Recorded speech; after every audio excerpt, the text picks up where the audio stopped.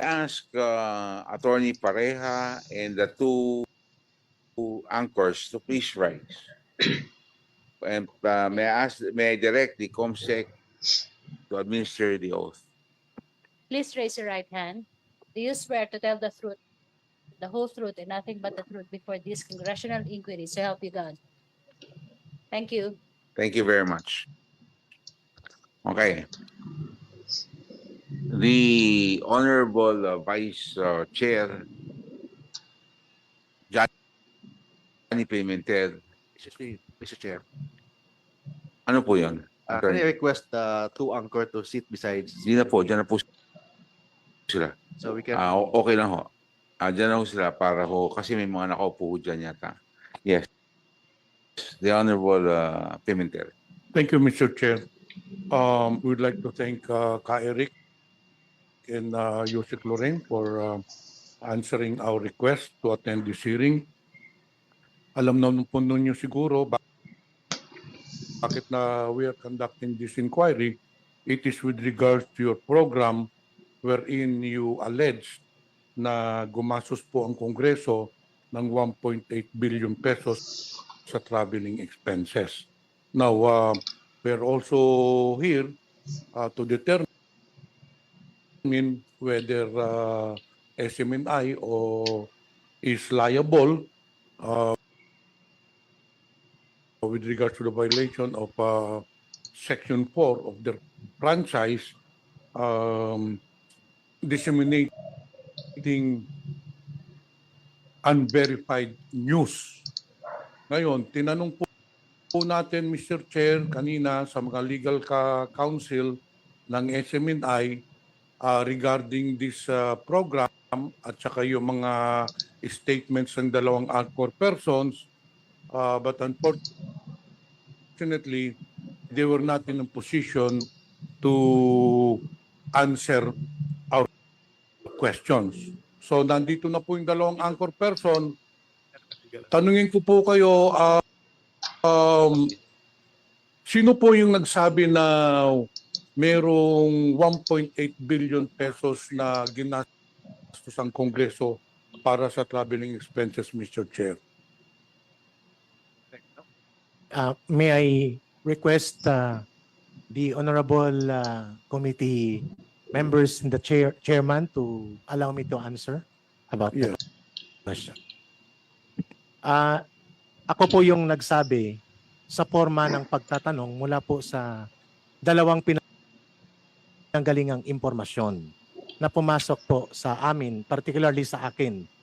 And hindi po yung buong Kongreso ang tinutumbok ng pagtatanong na yon, kung hindi ang Office of the Speaker ni Speaker Martin Romualdez. So to give context to that, ini-interview po namin si former Presidential Anti-Corruption Commission Chairperson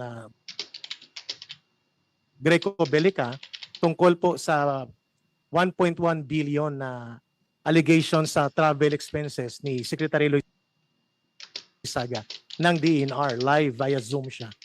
And then pumasok po yung unang impormasyon. Yung isang impormasyon ay unlisted number sa cellphone ko. Yung isa po ay kilala ko na source. At dati ko na po siyang nakakausap nung ako po ay nasa National Operations Command ng NPA. So matagal ko na siyang kilala at nagbibigay siya ng mga impormasyon noon nung ako ay aktibo pa sa NPA. So nagtutugma yung kanilang pagtatanong. Pero tumugma po doon sa isang source na kilala ko. And yun po ang dahilan kung bakit kami nagbungad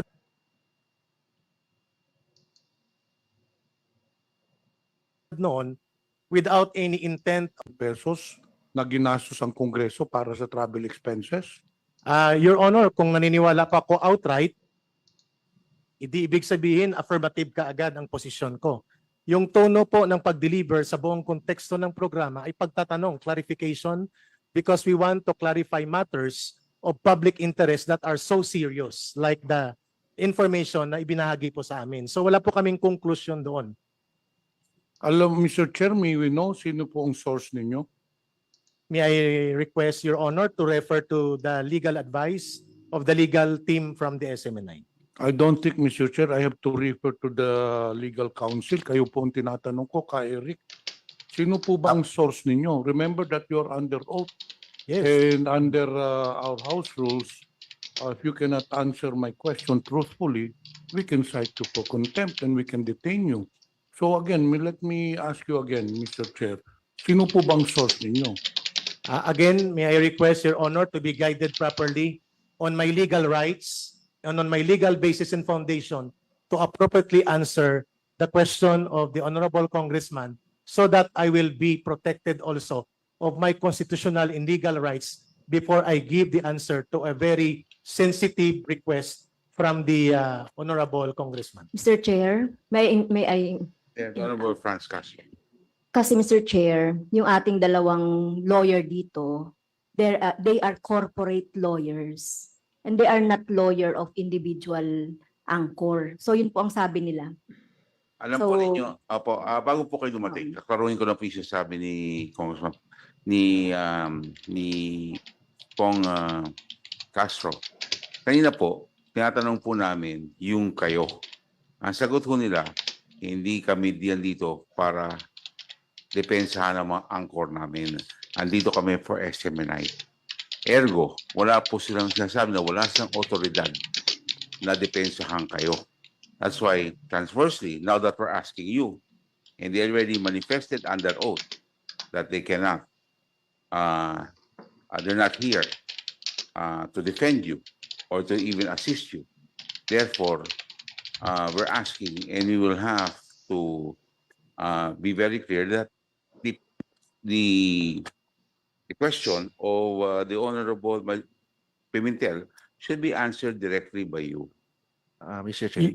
Kasi po, pinag-usapan po natin klaro naman ho kayo kanina, 3 beses kami nagtanong sa inyo Yes, Diba, Mr. Chair. 3 beses mo kasi hanapin natin sa transcript, andyan Yes, yan. yes.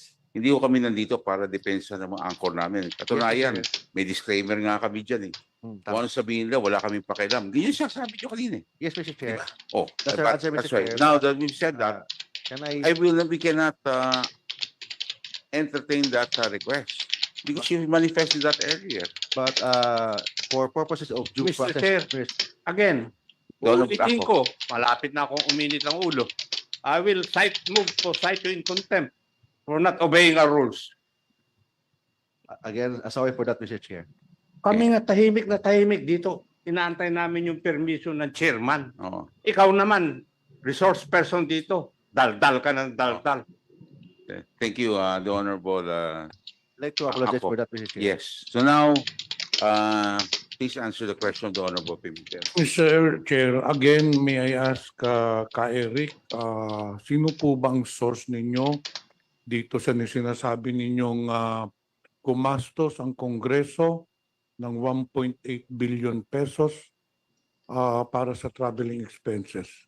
Your Honor, if I may respectfully be allowed to request the honorable body, this committee,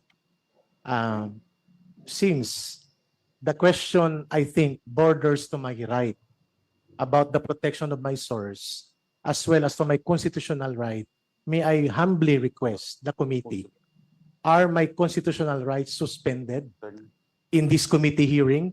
Because it is my right, I believe, to have a legal advice on sensitive matters that require for me to be protected by my constitutional right. So, without offense meant to the honorable members of this committee, may I be allowed to exercise the constitutional right for me to have a counsel to properly advise me on legally sensitive questions which I believe may deem into the encroachment of my fundamental constitutional guarantee of rights in the Constitution. Mr. Chair, Yes, the Honorable Akop is recognized. we as a body or individually are not suppressing the rights of Mr. Celis. We're just asking him a question. If he wants to answer so, he answers. If not, he tells us the reason why he will not be able to answer. Di po ba? Hindi naman namin sinusuppress yung right mo rito We're not. We're just asking you a question. Now, if you prefer to answer it, do so. If not, then you say so. Why not? Thank you, Mr. Chair. And also, it's not infringing, it is not an incriminatory, di ba? It's not incriminatory, therefore you cannot cite So, the right to self-incrimination. Mr. Chair, aside from this and more than that, we are not conducting hearing under a court of law. We're conducting hearing in Congress. And I'm not very sure if you are entitled to a legal counsel. Hindi naman to kaso itong inaatupag natin. This is an inquiry in aid of legislation. And it's a simple question because what we are trying to determine here, Mr. Chair, Na. ikaw yung sinabi ho ninyo, totoo ba yun o hindi? Based on the privileged speech of Congressman J.J. Romualdez, J.J. Suarez, we would like to know, kasi baka naman tainted itong source mo, whether this was politically motivated. In fact, hindi ko nga alam kung bakit na pinalabas yung 1.8 billion pesos yung traveling expenses ni Speaker, when in fact, for your enlightenment, Yusek Lorraine and Ka Eric, Mr. Chair, andito po yung finance officer natin. Nandito po din kanina si Secretary General Velasco para madinigo lang ninyo to Mr. Bobby Maling. Magkano ang ginastos ng Kongreso at ni Speaker for this year para sa traveling expenses? Para madinig po ni Ka Eric at saka ni Lorraine. With your permission, Mr. Chair, for the Office of the Speaker, the total expenses for the travel is 4.3 million, more or less, Mr. Chair. And for the other expenses, for the other official expenses, it's 35.2 million, Mr. Okay. Mr. Thank you, Chair, Mr. Chair. it is very clear po, no, Ka Eric and Lorraine. Ang ginastos lang po ni Speaker Romualdez was 4.3 million pesos from January to October. Ang Kongreso was 35 million. So ang kabuuan po ng gastos ng Kongreso, including yung travel ni Speaker, was only 39 million pesos. Pero yung sa show ninyo, ang sinabi nyo kay Speaker lang ang binanggit ninyo, hindi yung sa Kongreso. So actually, it was only 4.3 million pesos. Napakalayo naman po doon sa sinabi nyo na 1.8 billion pesos. Hindi po kaya na ginagamit ninyo ang SMNI for a smear campaign? Because in the recent months, ilang mga shows, ilang mga programa ng SMNI was directed to malign, to attack Congress as an institution. Kaya po tanong ko, baka naman yung programa ninyo ginagamit na rin yan para atakihin ang Kongreso. Kaya we need to know yung source ninyo. Because if not, baka naman gawa-gawa lang ninyo na yung sinasabi nyong source, wala naman kayong source. Kaya kung gusto naming malaman kung ito ba ay gagawa-gawa ninyo or according to you, sa source. Because we want also to know whether SMNI is liable for the violation of Section 4 of your franchise. Sinasabi kanina ni Attorney Tolentino, meron silang disclaimer. But on the other hand, there is a conflict. But on the other hand, may disclaimer nga sila na wala daw silang pakialam sa kung anong sabihin ng mga anchor persons. However, he said that you are talents of SMNI paid by SMNI. So meaning you're under control of SMNI. So that disclaimer does not apply. Mag-a-apply lang siguro yung disclaimer if you're a black timer. But according to SMNI officials, you are talents of SMNI. So directly, you are under their management and supervision. Kaya dapat, Mr. Chair, malaman natin yung source. O baka naman guni-guni lang ni Ka Eric yung source na yun. You have two sources, you said. Yung unang source, taga saan ba? Or from where? From media ba? From Congress? Mr. Chair, may I please say something first, Mr. Chair? Could I? The question is directed to Ka Eric. So, can you please reply? Yes, Mr. Chair, I'm directing the question to Ka Eric because he said earlier, I asked both of them, sabi niya siya nagsalita nun sa 1.8 billion pesos. Gusto natin ma-certain, kung sinasabi niya may dalawang source siya. Eh, saan nga nang galing yung source, Mr. Chair? Until now, napakasimpleng tanong po ito, this is not self-incriminating because we are not under the court of law. This is only an inquiry into legislation. Kung natatakot mo kayo kakasuhan, ano naman ipapasa sa inyo? Isasabihin lang naman ninyong source. Ano sabi ko nga, wala talagang source. May I be allowed to reply to the question, Mr. Chairman, please, and to the Honorable Congressman. This is just a regular Energizer I believe lithium battery. in the practice of journalism, the protection of the integrity and the trust and confidence of the source in the stories or in the information gathered related to stories are sacred. They are like contracts. If not legally as a contract, sacred po yun para sa mga journalists. Nandito yung mga media. I know how they also feel kapag pinilit sila na ang source nila ilabas nila doon sa mga sensitibong impormasyon. So yun po ang aking inaalala. Dahil ang source ko na ito, Congressman Pimentel, sir, Your Honor, Mr. Chairman, matagal ko na siyang source nung nasa NPA pa ako.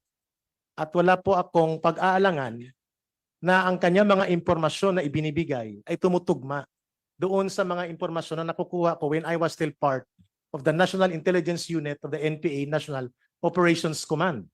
So kilala ko siya. The other source, sinabi ko na po, Your Honors, ito po ay unlisted number. Dinilit ko siya, pero nagulat lang ko na tumugma sa isang source na kilala ko. And I had a meeting with him. May pinakita siya, ayun tuloy, na-reveal ang gender, na lalaki siya. I had a meeting with the source at may pinakita sa mga documents. Hindi kaagad kami nag-conclude because I have to seek audience and guidance from the editorial authority of SMNI. But the question was posed immediately because the source texted us during the interview live kay former Secretary Greco Belhica. So nang kinausap ko siya, sabi ko we need the documents to sustain the discussion. So hindi po ito smear campaign or isang kampanyang orchestrated para sumira sa imahen at integridad ng House of Representatives. I believe, sako po ito ng tamang paglulunsad ng press freedom at gawaing pang journalist, yung ginagawa namin, dahil kami po ay naniniwala na public interest issue na magkaroon ng pagpapaliwanag sa pamamagitan po ng paghahayag na ito, kagaya ng we are now very enlightened. Thank you so much, Your Honors, na sinabi po dito na less than 5 million pala yung expenses ni Speaker Martin Romualdez at yung buong House of Representatives ay nasa 35 million lang. So kung inilahad namin ito as a series of special report, we need vetting and verification dun sa source. Hindi ko po siya pwedeng ma-reveal because pag na-reveal siya, there were a lot of information na naibigay niya noon sa amin nung nasa NPA ako na pinagkatiwala niya sa akin dahil kami ay may mabuting relasyon tungkol sa secrecy of information. So kaya po ako humihingi ng pag-unawa ng body na ito na kapag ito po siya ay ma-reveal, eh baka maraming makakalkal na mga impormasyon na hindi na Mr. kailangan Chair, po. sinasabi kanina ni Ka Eric na tumutugma. Kanina pa he's saying the word how many times yung tumutugma. Sa tingin ba ninyo tumutugma yung 1.8 billion pesos dun sa 4.3 million pesos na it is on record, it is a public document, we can release that to the public? Napakalayo naman. Ba't ka magsasabi na tumutugma? Eh wala namang pagtutugma yung 1.8 billion pesos to 4.3. It's a simple arithmetic. Napakalayo naman po. And then you said earlier, Mr. Chair, si Ka Eric, sabi niya na binibet yung source. In this case, very clear, you did not bet your source. Paano naman yung sasabihin mong 1.8 to ano?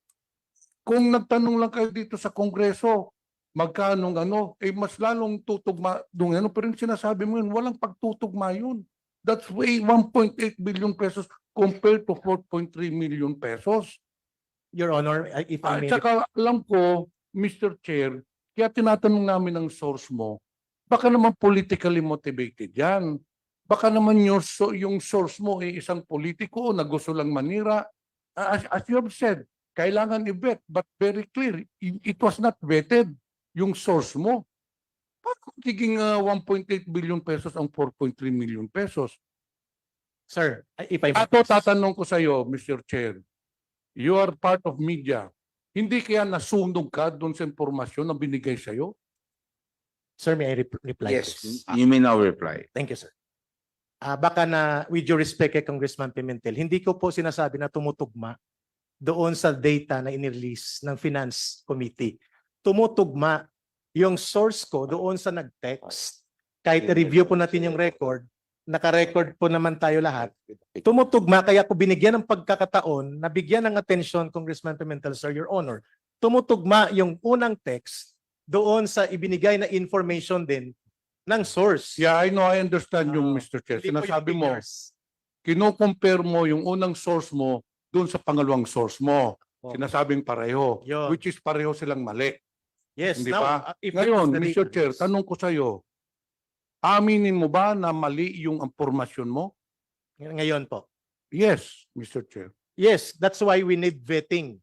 Kaya nga hindi namin inilabas as a special report or news. It was a Eh, anyway, commentary Mr. Chair, question. It was a commentary sa question. very clear, it is on record, it is on the minutes, inaamin po ninyo na nagkamali kayo ng information ninyo dahil sa nasabi nyo 1.8 pero 4.3 lang. Now, since nagkamali kayo, are you willing to recant your statements and apologize to Congress? If that will heal the wound of the degree of an amount of insult that was forwarded to Congress, kung ganun pong epekto niyan, wala pong problema sa akin personally yon. Because trabaho po namin na kilalanin ang pagkakamali kung may pagkakamali. Pero trabaho din po namin ang magtanong kung may dapat itanong. Ang pagpapaliwanag po sa mga datos na ito ay isang oportunidad na nanggaling doon sa pagtatanong. And we are very much willing to admit that indeed the source was wrong.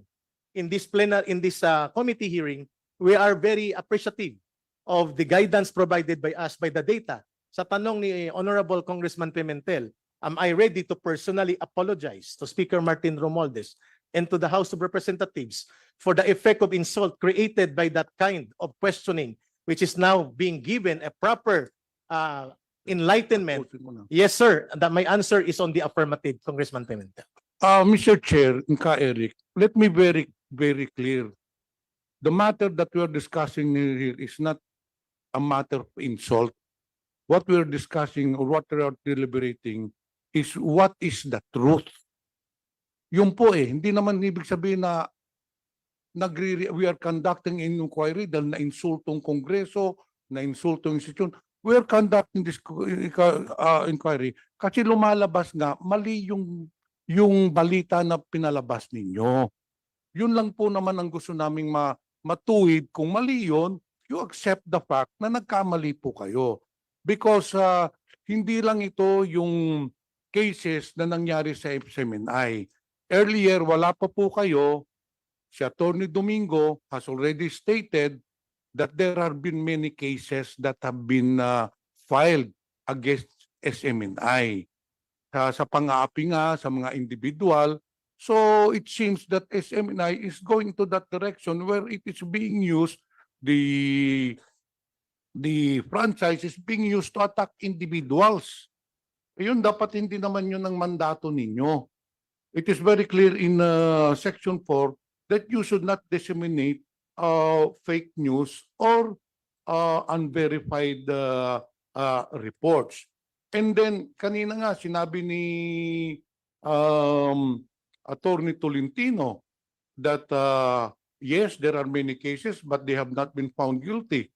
It's not of a matter of being convicted, but rather, although it's true, wala pa hong guilty verdict yung mga kaso, but the fact remains that there have been so many cases filed against SMNI simply means that meron ho kayong mga violations.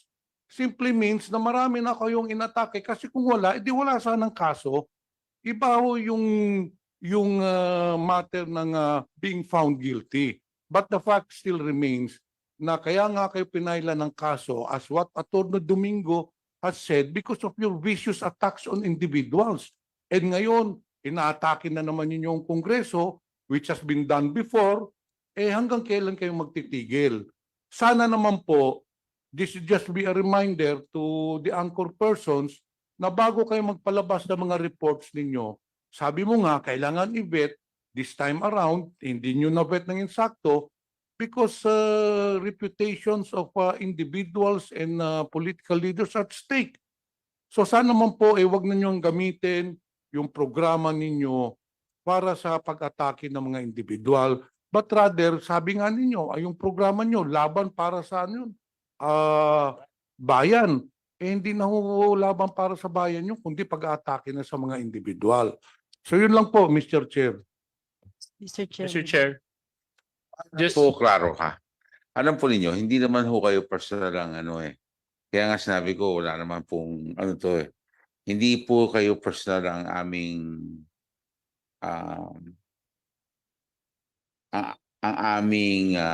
ang rason kung bakit po tayo nandito. Ang talagang rason ho nito, at hindi naman po to press freedom. Ang dito, meron bang violation sa prangkisa? Yun lang ho to. Okay? Ito po ang punot dulo ng hearing na to. Okay? It's about, is there a violation of the franchise? Mr. Chair, Okay? Kaya po, nasa committee kayo ng legislative franchise. Okay. Mr. Chair, Yung katabi ho niya wanted to speak, may I? Ma'am Yes, just Ma'am Lorraine very Badoy. briefly You lang wanted po, to sir. speak. Yes, Mr. Chair. You have the floor, ma'am. Yes, Mr. Chair. Thank you so much. Thank you, ma'am. I just want to respond to the Honorable Pimentel when he said that there was might be a smear campaign against Congress. And that's farthest from the truth po. Kasi me personally, my father was a congressman for a very long time. I was a very young girl when I ran the whole, dito ako tumatakbo, dito ako lumaki po sa Patbatasan when I lost my mother when I was very young. So this place is very dear to me, as well as the work of the people in Congress. So walang-wala po yan sa isip namin, lalo na sa SMNI. At saka po, buo yung tiwala namin sa institusyon. At yun yung siguro gusto kong mawala sa isip ninyo na hindi po walang katiting na katotohanan doon. Punong-puno kami ng respeto at admiration sa trabaho ng Kongreso. Alam namin yon. At yung pangbababoy na ginagawa sa Kongreso, aware po kami dyan. Aware na aware kami at kasama ninyo kami sa paglinis ng Kongreso.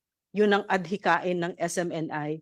Kung kaya't ginagawa namin ito at kung kaya't ako'y nagpapasalamat sa napakalinaw na sagot na binigay nyo ngayon na 35 million lang pala at saka 4 million lang pala. So maliwanag na there are really people in our country who are out to destroy Congress. Alam na alam po namin yan, sir. Hindi lang ang Kongreso kundi ang buong bansa. Alam po namin yan. At sa SMNI, ang totoo po ito, hindi po pera ang motibasyon namin kung hindi pagmamahal sa bayan. Alam ko na halos non-profit na yan. Wala pong gustong kumuha ng mga, lalo na sa laban kasi it's not a sexy topic. It's anti-CPP, NPA, NDF. And that is our dream to finally rid of our country, of those communist terrorists in our country, no?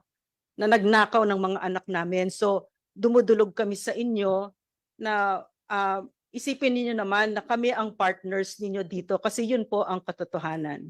Yun lang po, sir. Thank you very much. Mr. Chair. The Honorable Suarez is recognized. I just want to go back to Ka Eric. Ako. So Ka Eric, yung source po ninyo, kanina binanggit nyo isang Wi-Fi mo. unverified number at isang dating source nyo sa CPP-NPA. Sino po siya? With due respect to Honorable Suarez, sir, I refuse to answer because I think it is my right to protect my source as a journalist. And since it is very clear that the source failed to authenticate and validate the information provided for us as per revelation in Congress right now, Congressman Suarez, Mr. Chairman, sir. So it means that it will be between us and the source already to talk. And I do not see any need to reveal him because he had helped a lot as a source in my previous operations. And the other source you mentioned is an unverified Unlisted number. Yes, sir. Unlisted. Unlisted. Do you still have the text active? No, I'm trying to retrieve. That's why I was trying to check the message box. Wala na po, sir. Hindi ko siya na save na. And So, that, so what you're saying is one source is an unverified number and the other source is a previous source. your previous kasamahan mo sa CPP NPA. Sorry, Your Honor. Hindi siya CPP NPA NDF pero nakakatrabaho po niya ang unit namin sa National Intelligence ng NPA. At siya po ay isang pribadong mamamayan. Opo. Right now, I will wait for the advice of the council to reveal kasi matitrace siya, sir. Pag sinabi ko kung saan siya ngayon. Well, look, we need to, if you're gonna be secretive about divulging information, it puts question on the validity of your statements. Because now you're hiding the truth by, all sorts of layers and layers and layers of reasons. It's just a valid question. Who is your source? Yeah. Because if your source, excuse me, ma'am, excuse me. Sino po kayo? Yeah, but we need to take your oath. So I suggest that you, Yeah, I'm sorry. yeah, thank you. Can we be informed who that lady in brown is, Mr. Chair? Ano po pangalan? Ana. Mapakikuha lang yung pangalan niya. Thank you. Tsaka anong posisyon niya. Kasi if she wants to be recognized, she can get a seat and speak. Yes. Okay, thank you. Okay, anyway, so Eric, going back. So, yung source po ninyo, isang taong hindi nyo kilala kasi unverified yung number. Tapos yung isa dati yung kasamahan at pinaghuhugutan ng impormasyon. That is correct, Your Honor.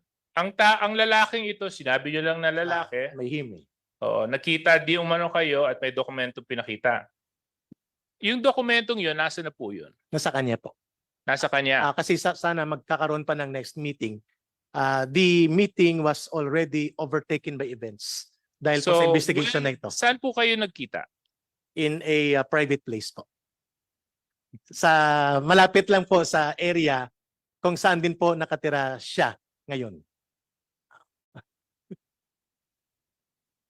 Malapit lang po sa area kung saan Nasa siya. Maynila lang siya po, sir, ngayon. Okay. No, I mean, you can give it, you have to give more validity to your statements. I mean, you were so quick to mention 1.8 billion, but now when we're talking about specifics, now you're starting to become, for some reason, evasive. So, my question is, when did you see your source? Mr. Chairman and Honorable Suarez, sir, kahapon lang. Kahapon kayo nagkita? Okay, because he texted the message. During the time na ini-interview namin si former Secretary Greco Belica. So kahapon kayo nagkita? Kahapon. Kahapon is Wednesday, right? Wednesday. Kaso lang Tuesday ako nag-deliver ng point of personal and collective privilege. Monday, nyo pinalabas yung show. Tama po. Tapos kahapon lang kayo nagkita. Kasi kahapon lang siya available. He came from the province during a travel. Okay, so kailan naiabot sa iyo yung dokumento na sinabi mong pinagbasihan mo ng 1.8 billion? Ipinakita niya lang po, maraming mga documents yun. Hindi Kailan lang po. yun? Kailan yun? Kahapon. Hindi ko maintindihan. You said on Monday night, was that a live broadcast or a tape? Live broadcast. It was live broadcast where you stated that the speaker spent 1.8 billion. As a question, please, sir. Yeah, no, it was a statement. We can debate later whether it is a statement, but okay. You mentioned 1.8 billion on Monday. What was the basis of the 1.8 billion? You said it came from two sources. One unverified number and one from your source that you don't want to mention. Yes. My question is, when did you meet and see the documents to give that statement that you issued on Monday? The 1.8 billion as a reference question po, itinext niya na. So sabi ko, do you have the document? Sabi niya na sa out of town pa ako. Wednesday ako. So itinext sa iyo nung Lunes. Lunes. Kaya nga tinanong namin. Okay. Di klaro na. So nakatanggap ka ng dalawang text Dalawang text. nung Lunes. Okay, sir. Ngayon, yung nagpadala sa iyo, nakilala mo na matagal, government employee ba siya? I will only proceed to give details about the source when it is clarified by a legal competent advisor. It's a yes or no? I request to refuse the answer. To answer. I'm sorry. Your seatmate just mentioned you're here to uphold the integrity and help the House uncover the truth. So let's uncover the truth. Is he or she a government employee? May I request? There are lawyers in the room. It's just a yes or no, Ka-Eric. Because when I state kung saan siya connected at ano siya, it will really No, now just tell go me. on with the question. No, it's just a government employee or no? Yes or no? Yes. As a government employee. Yes. Okay. So now does the government employee work in Congress?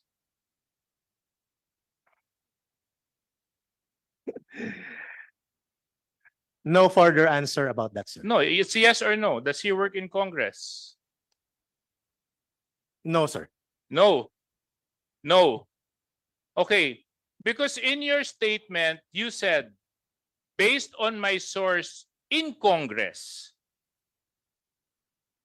gumastos si Speaker Martin Romualdez ng 1.8 billion pesos. Sinabi mo, based on my source from Congress. And you just said now that he is not an employee of Congress. Lower house? No. Huh? Congress is two. Senate and lower house. Not from the lower house. Congress is composed of two houses. Lower house and Senate. So wala po sa House of Representatives. So what you're saying is sa Senado, Obviously. 'di ba? So kasi Eh baka pa-imbestigahan din ako ng Senado dahil hindi kasi ang sinabi mo doon, ang sinabi mo sa statement mo based on my source in Congress. And you just said na your source is not in Congress. Oops, Senado pala. Because I was thinking Congress So, is the lower house. Yes. But now I am very clarified that when you are So going to now, be now we're particular, starting Senate. to see a pattern, ka Eric, that when you issue statements, we need to go through a process of filtration and clarification before we can actually get to the real truth. And that is a processor of proper discussion that requires interaction with the source, with the delivery Which of the information. unfortunately is not proper in media practice. Well, I respect your opinion, sir. Did you undergo a KBP seminar? And are you a verified member of the KBP, Eric? Personally, sir, I am not a registered kapisanan ng broadcaster member, but I do not see it as a requirement for me to be a broadcaster. Yeah, so therefore, you did not undergo the seminar on the Code of Ethics. But I read it No. and I understand how it is contented. So, no. Answer lang, yes or no? Yeah, there was no seminar held about that question of the Honorable Swat. So you did not attend the seminar. You weren't given any verification from the KBP? Personally, I was not given any Because meron po certificate. sa Code of Ethics na sinusunod. At doon po sa Code of Ethics na sinasabi nila, babasahin ko lang po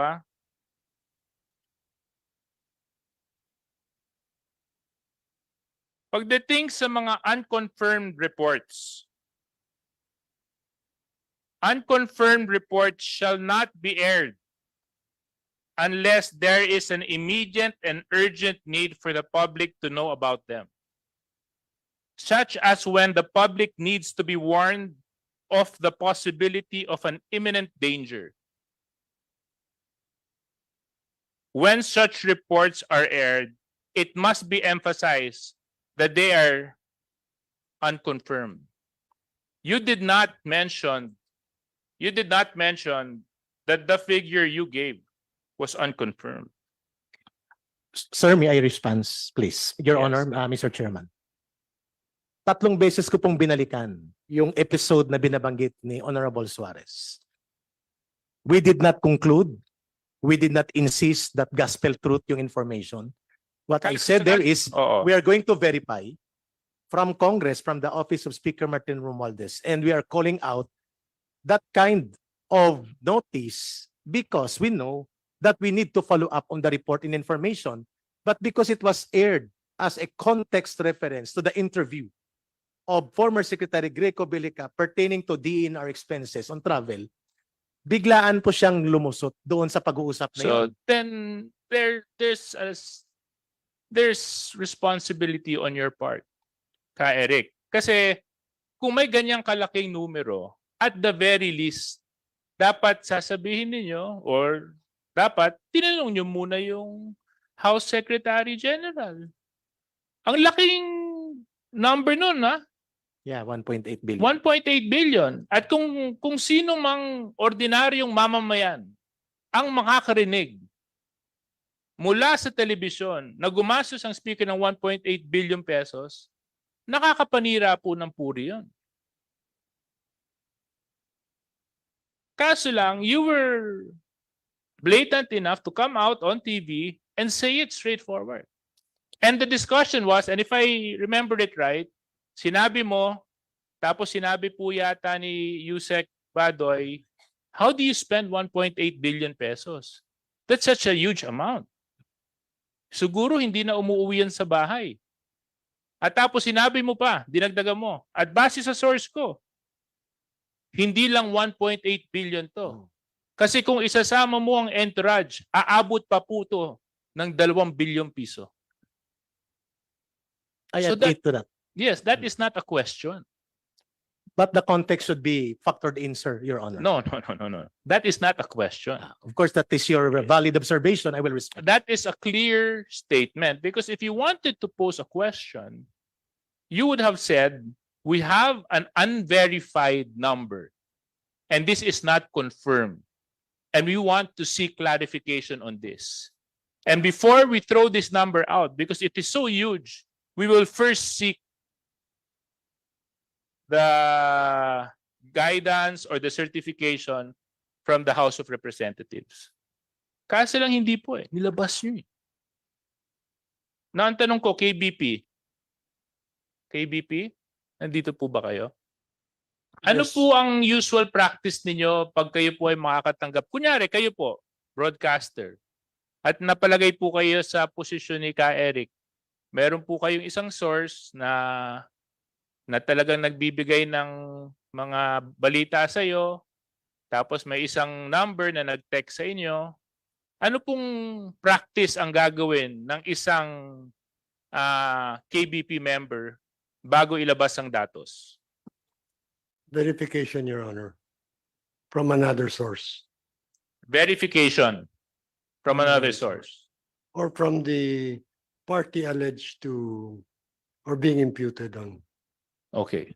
Or from the party being alleged. Yes, Your Honor. Okay. Now my question is, following our discussion, did they follow those 2 steps? My opinion is they did not, Your Honor. Thank you very much. So going back, Mr. Chair, so I'll just reserve my other questions for the next round. Very much, the Honorable J.J. Suarez. KBP. Hindi po siya nag-seminar sa inyo. Hindi po siya membro ng KBP. Tanong, hindi din siya dapat tumunod dun sa broadcaster. Is he bounded by the broadcaster's code? Or Well, since he's not accredited by the KVP, there's no direct authority of KVP over him. However, the authority is over the network, who is bound to use only accredited members. so you're now telling me that that is a violation of the rules of KBP. That's correct, Your Honor. Thank you. Da dapat ang anchor personnel ay accredited.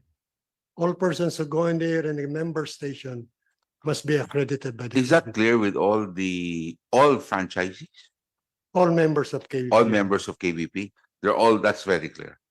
That's a given rule, Your Honor. And this has been there for quite some time, that rule, Since the beginning of KBP 50 which years ago. is when? 50 years ago, Your Honor. 50. Thank you very much. Okay, the Honorable Romeo Acop is recognized. Thank you, Mr. Chair. Kanina pa po ako nakikinig sa mga tanong at sagot eh. And I would like to thank the Honorable Castro for giving me her slot. Kasi mula pa ako kanina umaga dito, Mr. Chair, dahil nag-hearing kami sa Committee on Transportation ng 9 o'clock. Now, going back to Madam Yusek Badoy, tama po ba yung pagkarinig ko na hindi po kayo, yung programa po ninyo ay hindi po programa ng paninira ng puri ng isang tao? Did I hear it right? Yes, sir. Mr. Chair, yes, you heard it right. Yeah. Meron po ba kayong YouTube account? Ako po, sir. Mr. Yes. Chair, ako. Meron, Mr. Chair, pero hindi ko halos tinitignan. Kasi sinong nagpo-post nitong mga pinapadala sa akin? For example, Lorraine Badoy. SMNI is being silenced because of the current alignment of the speaker with the terrorist CPP, NPA, NDF in Congress. Our Facebook page has been taken down again. Our right to free expression is the bedrock of democracy. Pinadala rin po sa akin dito, pangalan nyo na rin po ang nandito, dated 18 November, no one, and I mean no one, wins a fight against Rodrigo Roa Duterte. I do not know what your basis there, anong klaseng laban ang sinasabi po ninyo.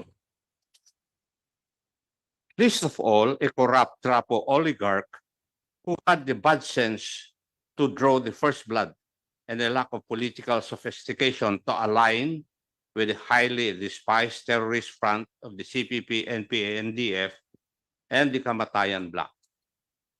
Picture po ni Speaker nandito. Ang sumunod po ay 10 November. Nandito yung mukha ni Speaker, CPR-CPP ang nakalakay. The Honorable Acop, please look at the screen, no? Nasa screen po din natin yung mga binabanggit po ni Yeah. Congressman Acop. Can you tap it? Kaya, yun nga po yung gusto kong tanungin. Tapos, Yan. ito sa last, pinadala ko lang kasi kwento.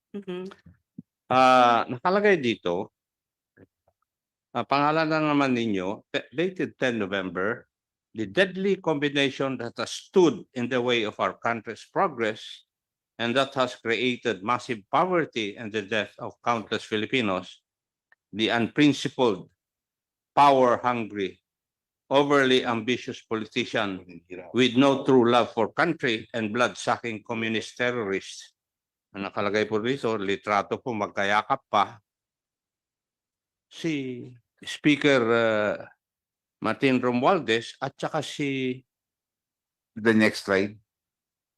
Can we get Chair, the next is that slide? a Facebook account? I don't know. I don't have a YouTube. I don't even have a yeah. Facebook account. Well, we just, Natay ko lang po yung kwan. yeah. At paki, Nakita nyo naman po ito, siguro. Kasi ang pangalan nyo po nandito, kaya nga tinatanong ko, kayo po ba to? I think the question of the are these your postings? Where is it, Mr. Chair? I'm not so, here. I have, there are a lot of fake accounts that use my name, Mr. Chair. Ano? Mr. Chair, marami pong naggagawa ng account ko pero fake. Okay. Ano po yan, Mr. Chair? Facebook po ba yan? Or YouTube? Sa YouTube, sinabi ko Twitter? kanina. Twitter? These screenshots were sent to me. YouTube is a video account po. Hindi po siya, photos. Hindi So you're denying this? No. I They're don't, not. I can't see what it is, Mr. Chair. Can we enlarge it? Pwede mo natin lakihan para makita kaya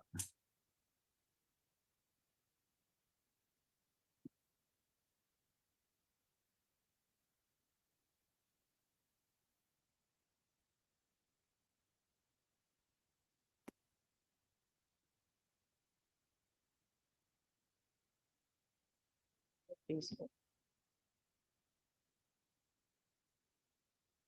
pwede bang ma'am, pwede po lumapit po tayo. Makita ho nyo. Lumapit na lang po kayo. Ito ba post nyo? Sa inyo po ba to?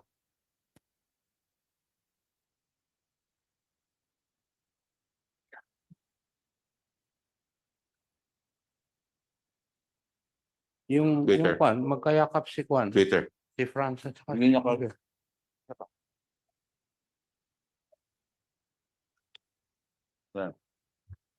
Nakayakap. Mr. Chair, wala akong Facebook account. So hindi niyo po post yan.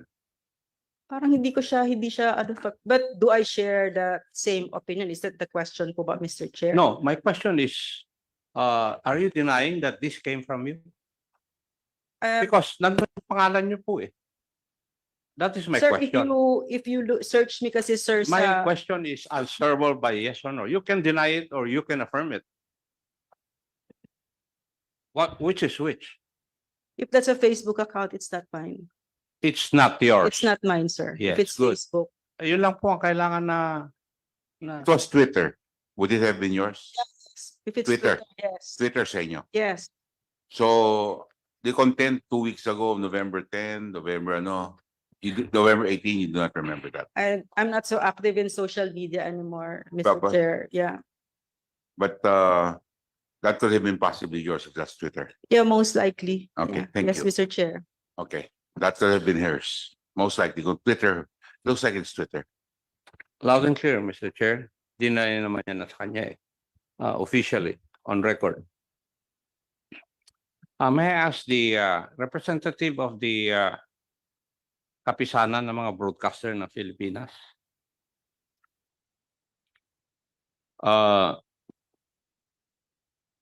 Did I hear you right that Mr. Celis is not a member of the kapisanan? It's not accredited. It's not an accredited broadcaster. What's the difference between the two? The member is Suarasug Media Corporation, Your Honor. The So- members of KBB consist of networks. Okay, so he is not accredited as an official member of the kapisanan ng mga broadcasters na Pilipinas. Tama? Yes, Your Honor, that's a way of putting it. Yes. And did I hear it also right na ang membro ay yung network? That's correct, Your Honor. And therefore, if the network is a member of the kapisanan, it is bound to follow your code of conduct or code of ethics? That's correct, Your Honor. There. Now, and therefore, if we follow your logic,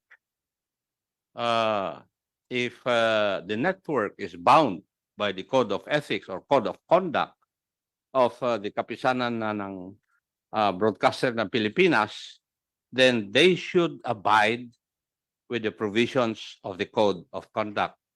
Tama po? Yes, Your Honor. Yes.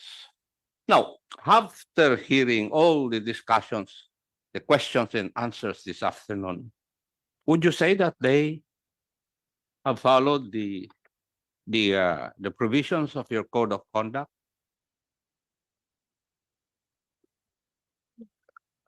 Your Honor, I beg your indulgence, but in the context of what has been presented and of which I am informed this hearing, the network is lacking in observance of the code of conduct, Your Honor.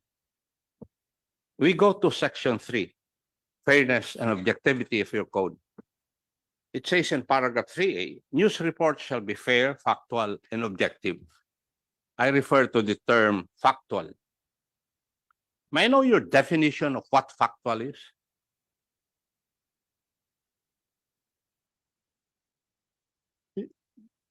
Your Honor, is the question addressed to me? Yeah. The You're factual still the means- one being asked. Floor. Thank you, Your Honor. KBP. Factual means to say it is based on verified facts and information, incidents and information, data. Could you please clarify the term unverified? The unverified means to say that this information being given, the basis is not established. Okay, thank you. Under section 4 of news sources, 4A, care must be taken in selecting news sources since the credibility of the news rests upon its sources. Tama po. Yes, Your Honor. Now, under 4B, only news that can be attributed to a source shall be aired. When the source cannot be identified by name, the reason for this should be made clear in the news report. Did the anchors fulfill this? Based on the discussions and the presentation this afternoon, the answer to that is no, Your Honor. Yes. And section 5, there had been unconfirmed reports pertaining to unconfirmed reports. This has been extensively asked and clarified. Tama po. Yes, Your Honor. Now, may I know what is the liability of the network for violating your code of conduct or code of ethics? Your Honor, it can range from fine and suspension or expulsion from KBP, Your Honor. And how is this initiated? And what would be the protocol? The protocol would be for a complaint to be filed against the network for violation of the provisions of the Code of Ethics, Your Honor. Thank you. Now, are you aware of NTC Memorandum Circular number 01-03-2006? I'm not familiar with the numbering, but I'm familiar with most NTC circulars, Your Honor. I'm not familiar with the number. Yeah, the title of this is Program Standards for Radio and TV Broadcast and Cable TV Stations. This was issued by the National Telecommunications Commission, which you should know.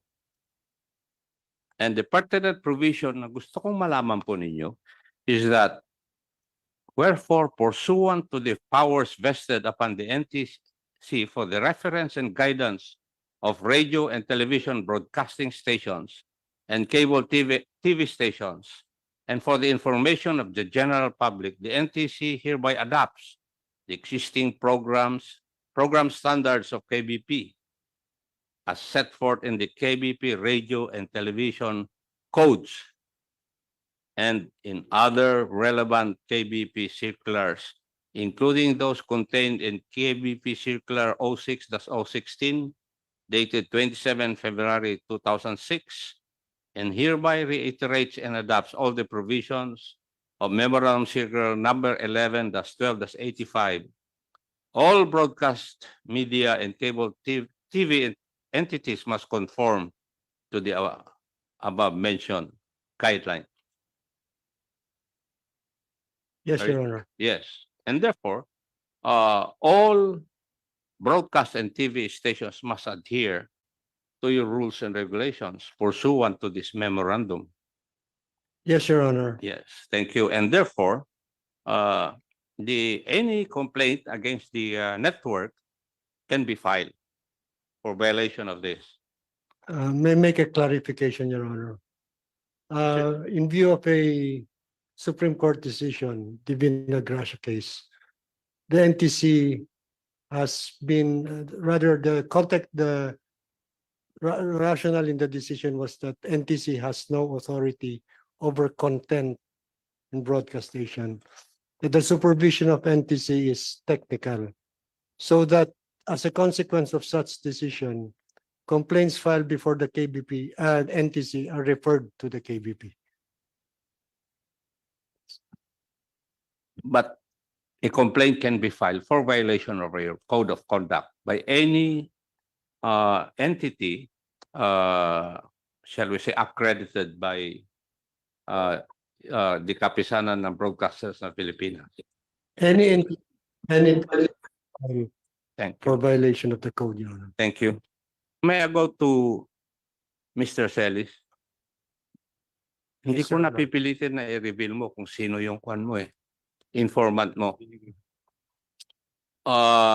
Kasi yung experience mo as a media practitioner and formerly with your organization, kailangan protektahan mo yung identity ng iyong mga informants. I will adhere to that.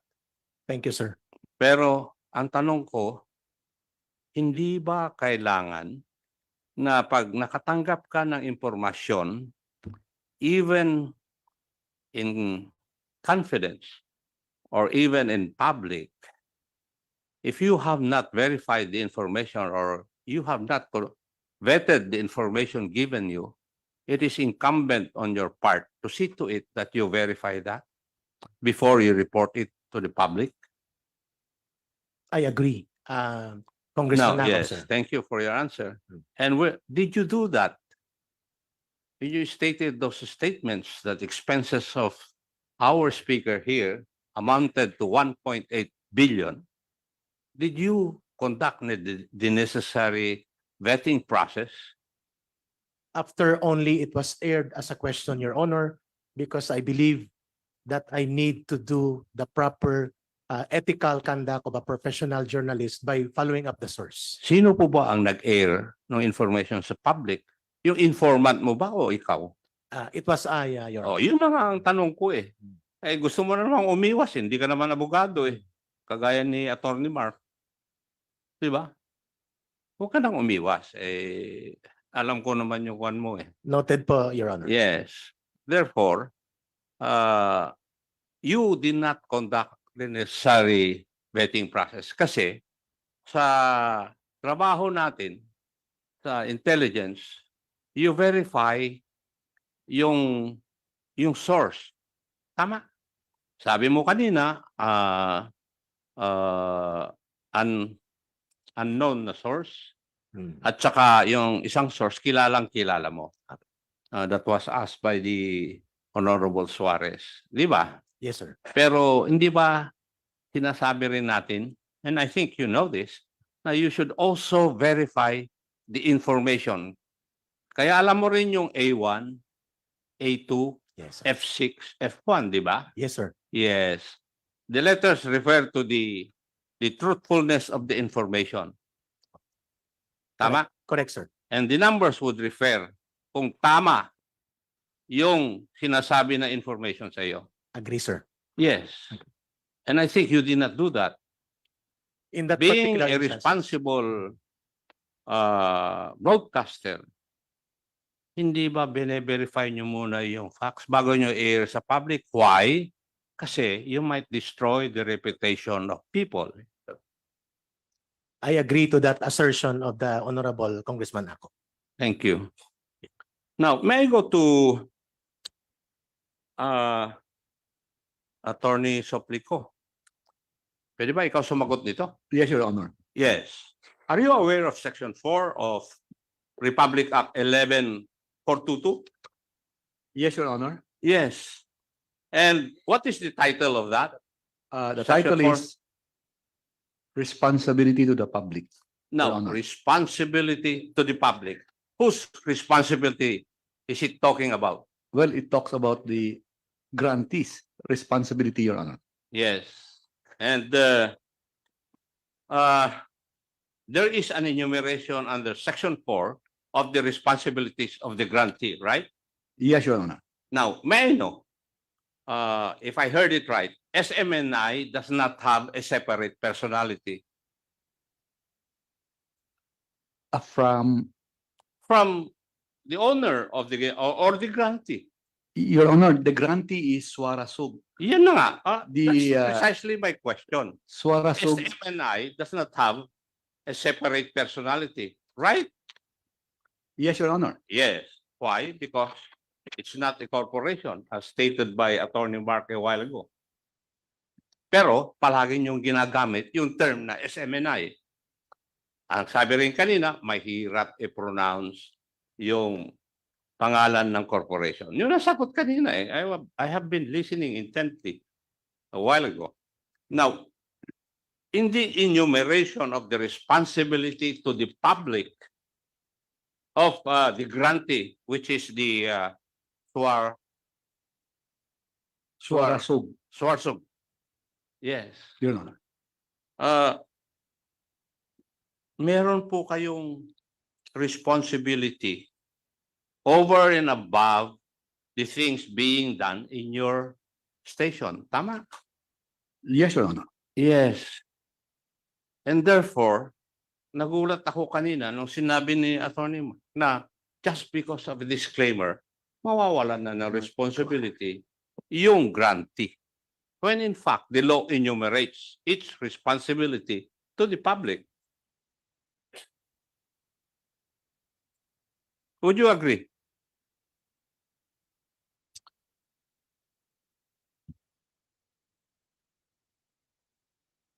Your Honor, we explained earlier that I'm not asking for an explanation. I'm asking for an answer, yes or no.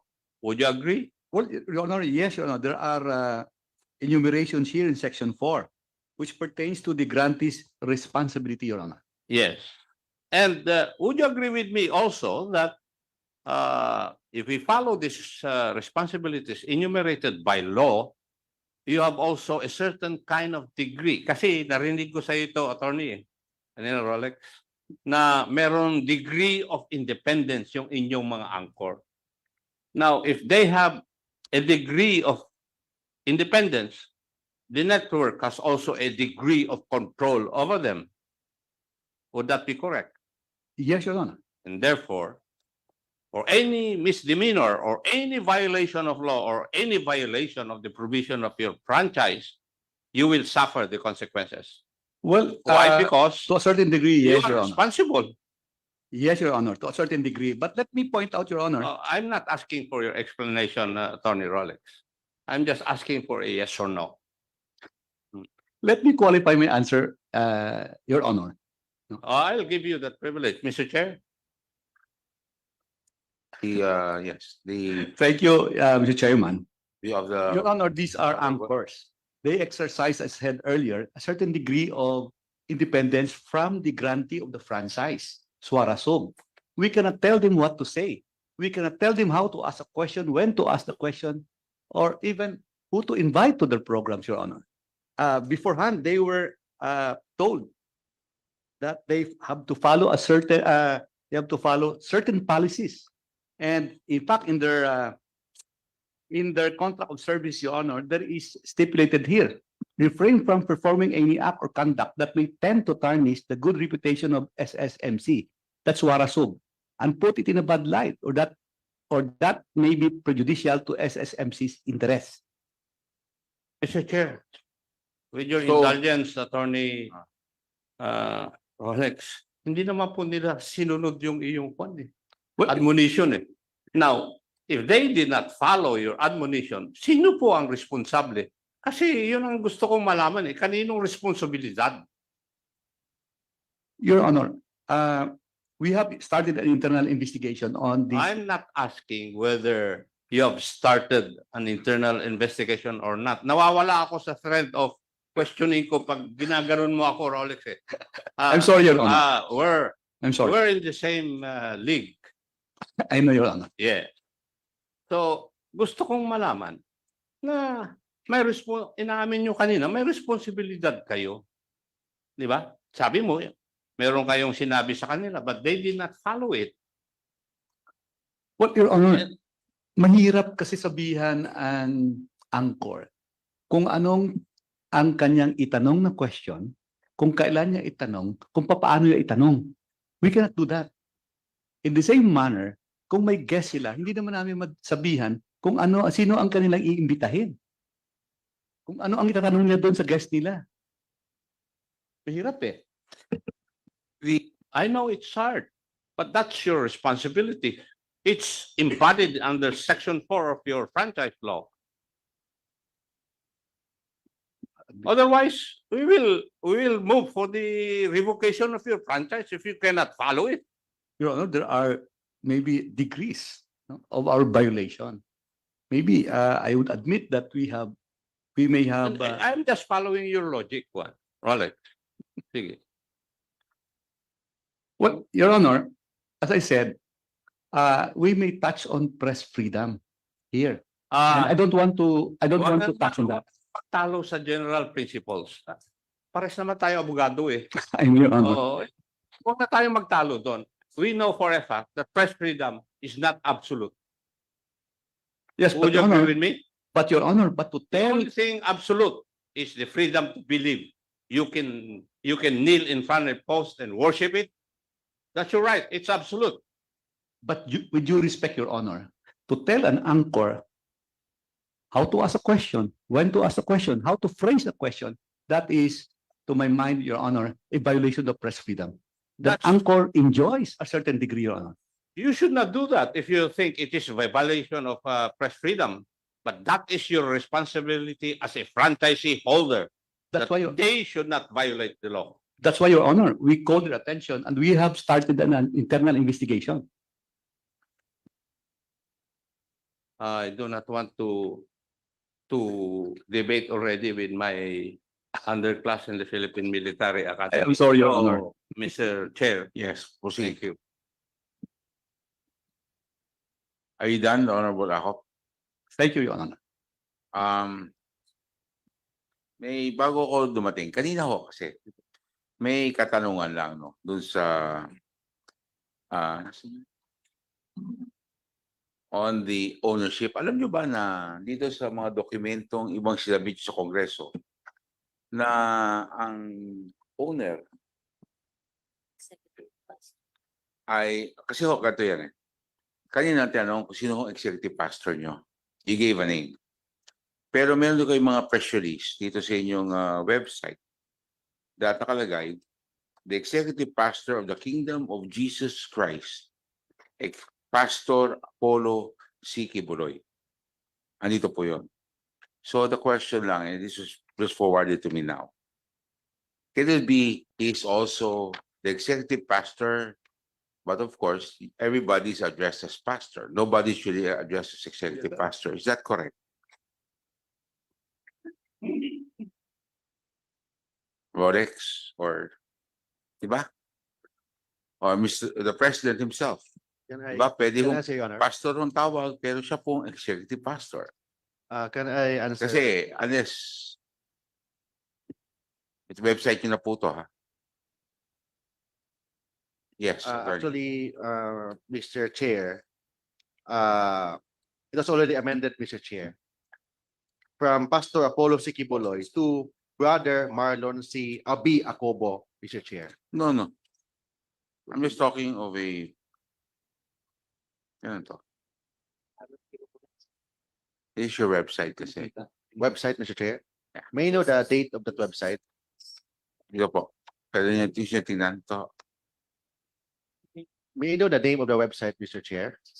Jesus Christ, the name above, the kingdom of Jesus Christ, the name above every name. Maybe, Mr. Chair, it's not yet Kingdom updated. Christ. Maybe, Mr. Chair, it's not yet updated, Mr. Chair. Because as of 2022, Mr. Chair, December 19, 2022, Pastor Apollo C. Kibuloy transferred the executive pastor of the Kingdom of Jesus Christ to Brother Marlon P. Acobo, Mr. Chair. Okay, my question now, what's that? Paano yun? Sa dokumento yan? Yes, Mr. Chair. I have a document, Mr. Chair. Andyan ho yan. Pero dito sa GIS nyo, hindi pa. The GIS of the executive pastor of the Kingdom of Jesus Christ, the name above every name, the head, Mr. Chair, is already Marlon C. Acobo, Mr. Chair. So what happened to Pastor Kibuloy? He has to. Kasi ako lang ho, I mean, was he demoted? Paano set up po niyan? From executive pastor, naging pastor, I mean, was there a lowering of rank? Di ba? Kaya naman po natin tinatanong kasi ho, we're just tinatehi-tehi lang natin. No? Kasi may question ho mamaya.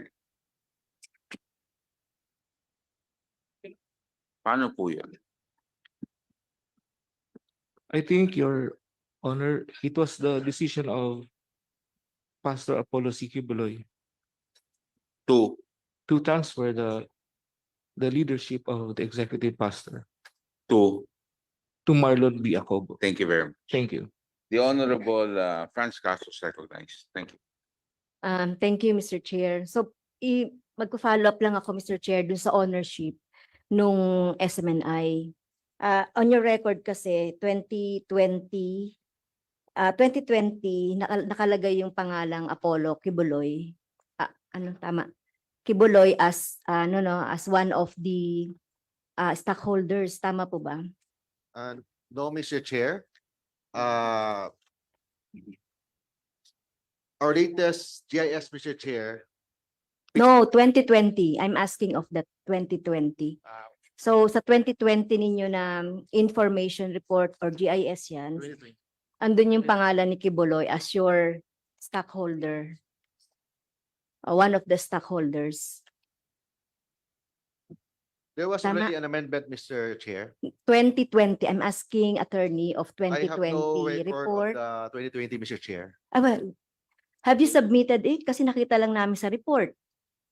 Your submission in the report. So paano mo sasabihin ngayong attorney na wala kayong record ng 2020 and you have said you are regularly submitting your your report. 2020. No? So 2020. So 2020, Mr. Chair, Pastor Apollo Siquiboles was there, Yeah, as a But- stockholder. but Tama? amended already in 2020. No, I'm not asking for the amendments. In 2020, Pastor Apollo Kibuloy is the stockholder, one of the stockholders, right? Yes or no? Yes, Mr. Chair. Okay, so, and then after 2020, that is 2021, 2022, and up to present, wala na siya doon. Tama? Yes, Mr. Chair. Okay. So, nakalagay na lang doon, Executive Pastor of the Kingdom of Jesus Christ. Tama? The name above every name incorporated, Mr. Chair. Yes, Mr. Chair. As a stockholder, ito yung Executive Pastor of the Kingdom, and you have named that to be Marlon Acobo, Yes, right? Mr. Chair. 53.46%.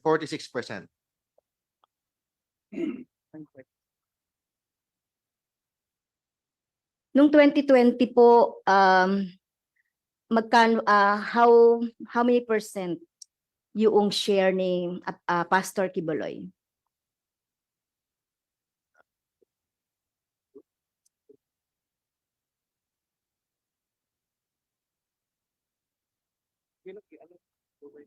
We will provide a copy, maybe, Mr. Chair, next meeting, Mr. Chair, because we have no record yet in our possession, Mr. Chair. 750 ang ownership amount. So, in your report kasi, Mr. Chair, meron siyang amount na 750,000. So, si Kibuloy, tama po ba? Doon sa report nyo na sinubmit. Yes, Mr. Chair. Okay, so at ilang porsyento po yun ng buong stocks?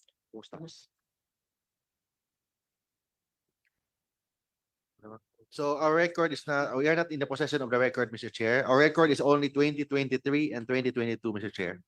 Okay, so may I So ask, we cannot confirm that, Mr. Chair. so Mr. Chair, may I ask the record of 2020 to be submitted here, the list of stockholders Yes, and Mr. their shares? Yes, Mr. Chair. Okay, thank you, Mr. Chair. So, etong si Marlon Acobo, have 53.56, 53.46% share, tama po? No, it's not Marlon Acobo, but the executive pastor of the Kingdom of Jesus Christ, the name above every name, INC. Well, And wait, The, Mr. Chair.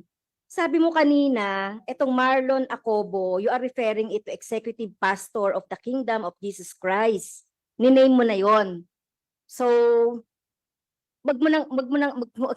nakakalito kasi Attorney Mark.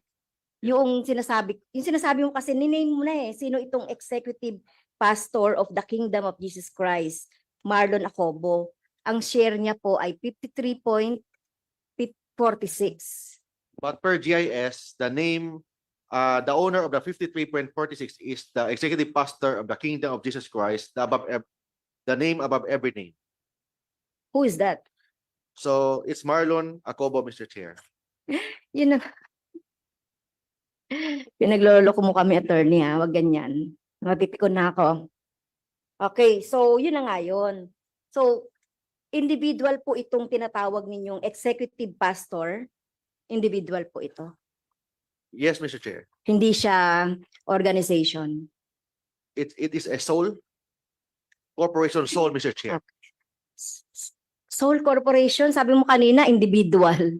Sole corporation. Because it is registered under SEC. The executive pastor of the Kingdom of Jesus Christ is registered with the Securities and Exchange Commission.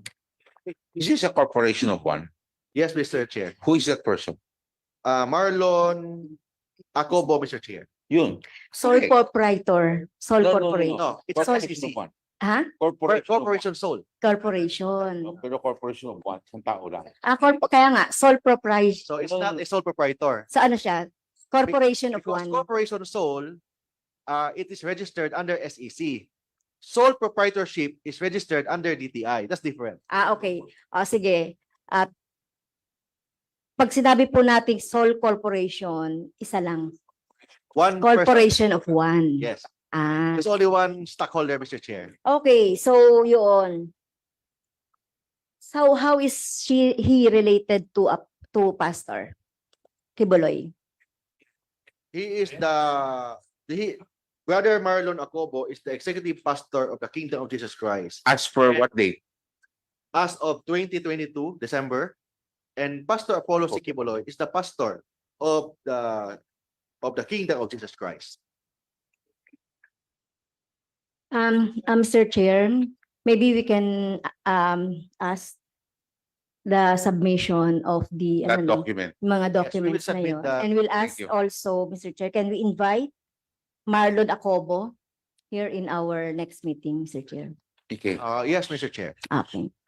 Okay, thank you po. But he is in Dubai now, so we can we ask for maybe 2 weeks or 1 week Okay. from now?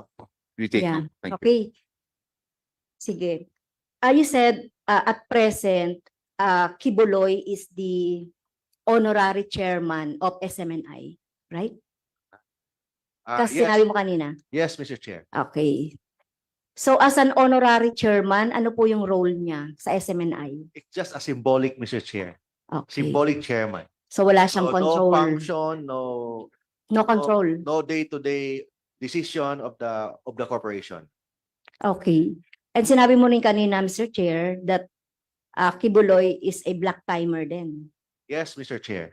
Yeah. In fact, I can present, Mr. Chair, right now, a receipt that the Kingdom of Jesus Christ is a black timer of SMNI. So are you aware of the case that Pastor Kibuloy is in the ano? At in fact, he is considered as the FBI most wanted FBI for serious crimes. Are you aware? The SMNI? Are you aware po? Per news, yes, I'm aware, but I have no personal knowledge. Who has a personal knowledge? I am not the lawyer of Pastor Apollo Kibuloy with respect to that case. So hindi mo alam yung kaso. Yes, Mr. Chair. How about President Marlon Rosette? Do you know the case of Pastor Kibuloy? In You can read it anywhere. You can read it in the news. Your Honor. Hindi yan yung sagot na tinatanong ko. Do you know the case of, wag ako yung tanungin mo, Yes, Mr. Your Honor. Marlon Rosette. Yes, Your Honor. Ang tanong ko, are you aware of this case ni ni Kibuloy? Yes, Your Honor. Okay. How about Attorney Rolex Silpic? Attorney Rolex. Hindi ko mabasa. Well, Your Honor, I read about it. Yes but, or no? Are you aware po? Yes or no? Well, I read about it, so yes. Okay. But I'm not the So, lawyer. yun lang po. I don't even know. So hindi ko po tinatanong kung kayo po yung lawyer. Tinatanong ko lang po. Okay. So ito po yung fact, no? So the string of charges filed against them, including Kibuloy, by prosecutors in Los Angeles, California, include conspiracy to engage in sex trafficking by force, fraud and coercion, sex trafficking of children, marriage fraud, fraud and misuse of visas, bulk cash smuggling, promotional money laundering, concealment money laundering, and international promotional money laundering. So yun po yung case, okay, na final sa kanya doon sa Los Angeles.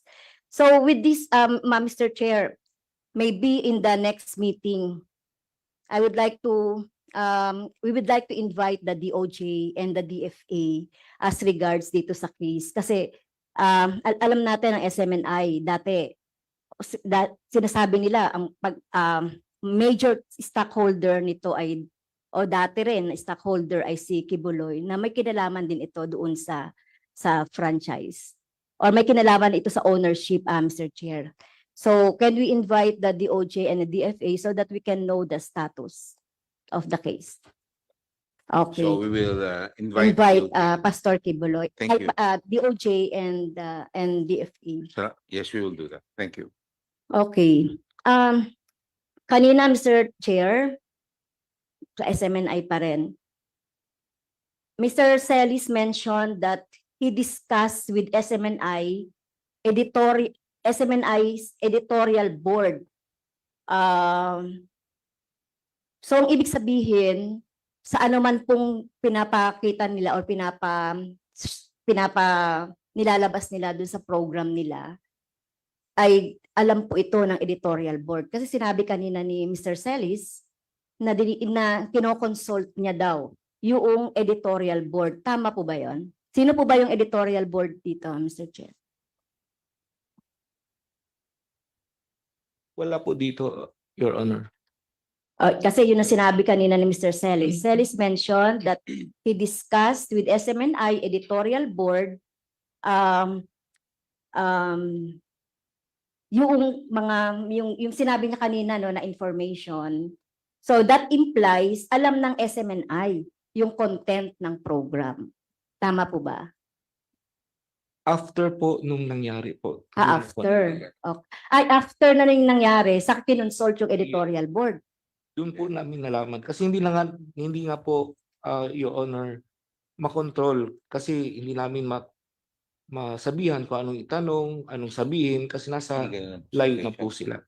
Hindi, ano yung sinasabi kanina ni Mr. Celis na nagko-consult siya? It is before the program or after po? Actually, Mr. Chair, the board knows. Well, attorney, sandali lang po. Kasi we can go back to the video. Whatever you say now, the video was very clear. And my understanding was, nakuha niya yung source, pumunta siya sa board, tapos bumalik siya sa programa. So anyway, we will revisit na lang. Let's revisit the video kung ano sinagot ni Eric, okay? Okay, I will just revisit kasi if you deny it now, it was said already and she's quoting something that was said earlier. So we'll just revisit the video and that will be the basis for whatever decision we come up with. Thank you. So, silinawin ko lang, Mr. Chair. So wala kayong alam sa content ng programa nitong laban kasama ng bayan? Wala kayong alam. Nung time na yun, Mr. Chair, wala kaming alam po. Okay, thank you. I know sa ibang mga time. Kasi 3 years yan na Because, nag-e-ere eh. As a rule kasi po, we know the general content of the program, but there is no specific content. Yes, you because know the we- general content. Yes, yun lang po ang alam po Okay. namin. Okay. So wala po kayong editorial board dyan na makakaalam. Reviewin na lang natin. Sa ngayon po, So ano po ba yung process ninyo? As a co-product, sabi mo kanina, Attorney Mark, etong programa na ito is a co-produced by the SMNI network when say itself. when I say co-produce, Mr. Chair, with respect to the advertisements, 50% will go to the SMNI through Suara Sub Media Corporation, and 50% to the talents. Okay. Aside That's, from aside from the talent fees. talent fee. Okay. So yun po pala ang ibig sabihin ng co-prod. Yes, Mr. Okay. Chair. So yung hatian doon sa mga advertisements. Yes, Mr. Chair. Okay. So thank you for that clarification. Dito sa KBP po. Kanina malinaw na nasabi as attorney, Mr. Chair. Kanina malinaw na nasabi po na there is certain violation since they are not accredited broadcaster po ng KBP, yung dalawang anchor. Ano po saan po yung accountability mapupunta po? Since hindi sila under ninyo, di ba? So hindi nyo sila mape-penalize or whatever the sanction. So sino po yung accountability just in case na lumabag ulit dun sa inyong code, Mr. Chair? Mr. Chair, the party accountable for violation of the rule of allowing only accredited KBP members to go on the air is upon the network. Okay. Have you initiated po yung So, meron po bang mga kaso na about the SMNI on the violation of code na nakasampa po sa KBP, Mr. Chair? None, Your Honors. So, wala pa. Okay. So sinasabi nyo kanina, Mr. Chair, ang KBP po parang it seems that meron na violation do sa code na ang accountable dito po ay yung network. So, are you planning to investigate and to file whatever charge na related po dun sa inyong code? Let me clarify, Mr. Chair. The violation is for allowing a non-accredited broadcaster to go on the air. That's the violation of the network. The content is different. So, Okay, so yun po. Yes. Will you initiate po yung investigation or maybe a case against the network for allowing non-accredited broadcaster? considering the information gathered during this hearing, Your Honors, I will report this to the Standards Authority of KBP. Yes, thank you po.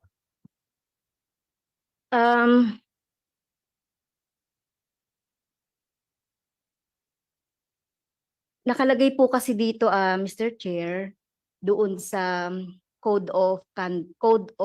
Broadcast Code of the Philippines 2007 and number 5B, section 5B, an unconfirmed report must be verified as soon as possible.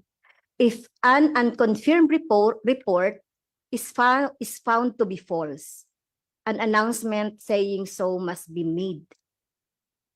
So nakalagay po yun sa code. So ang meron pong responsibility and accountability dito ay yung network. Kasi hindi naman accredited yung mga broadcasters. Tama po.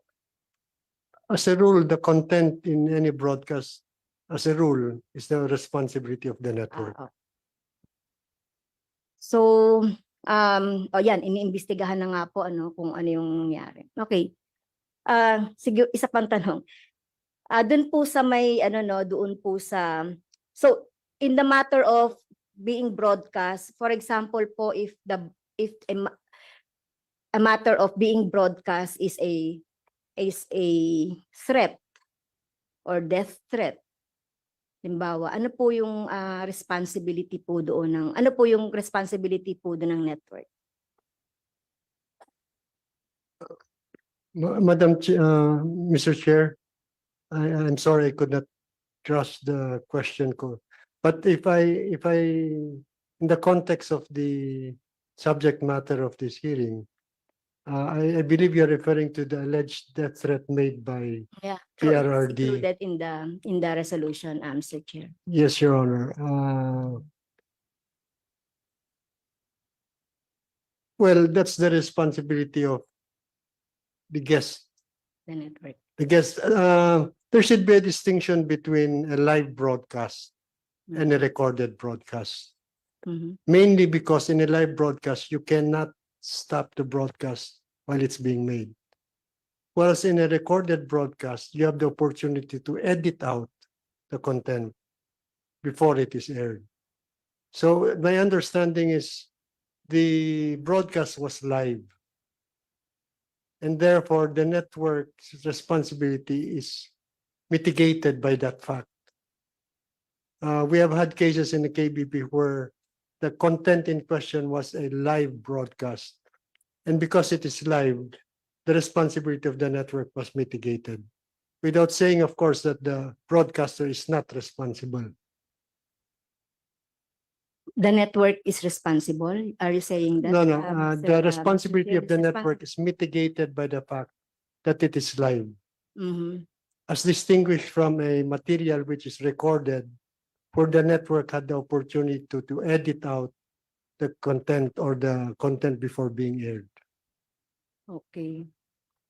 So may I ask the opinion of Attorney Domingo of the MAD as regards to the, how about yung pong mga about red tagging, kasi alam ko po meron kayong mga kaso ng mga red tagging. So may I ask your opinion po about doon sa mga kaso niyo about red tagging? Nakasala na po lahat yun. Naka-file na po lahat ng aming kaso on red tagging. Ibibigay ko po ng kopya ng ating mga complaints sa Madam Congressman. Karamihan po dito marami po dito kasama po yung ating kasamahan dito. At pumunta po kami rin sa Professional Regulations Commission. At pinapaalis namin ang lisensya nung nasa sakdal. Pero yung pinaka relevant po dito sa ating pinag-usapan ngayon, yung pong kaso namin against Lorraine Badoy Partosa sa NTC, no? At gusto naming paalisin din siya. Hindi pala, ngayon nalaman po namin na hindi pala siya kasamang accredited ng broadcasters, no?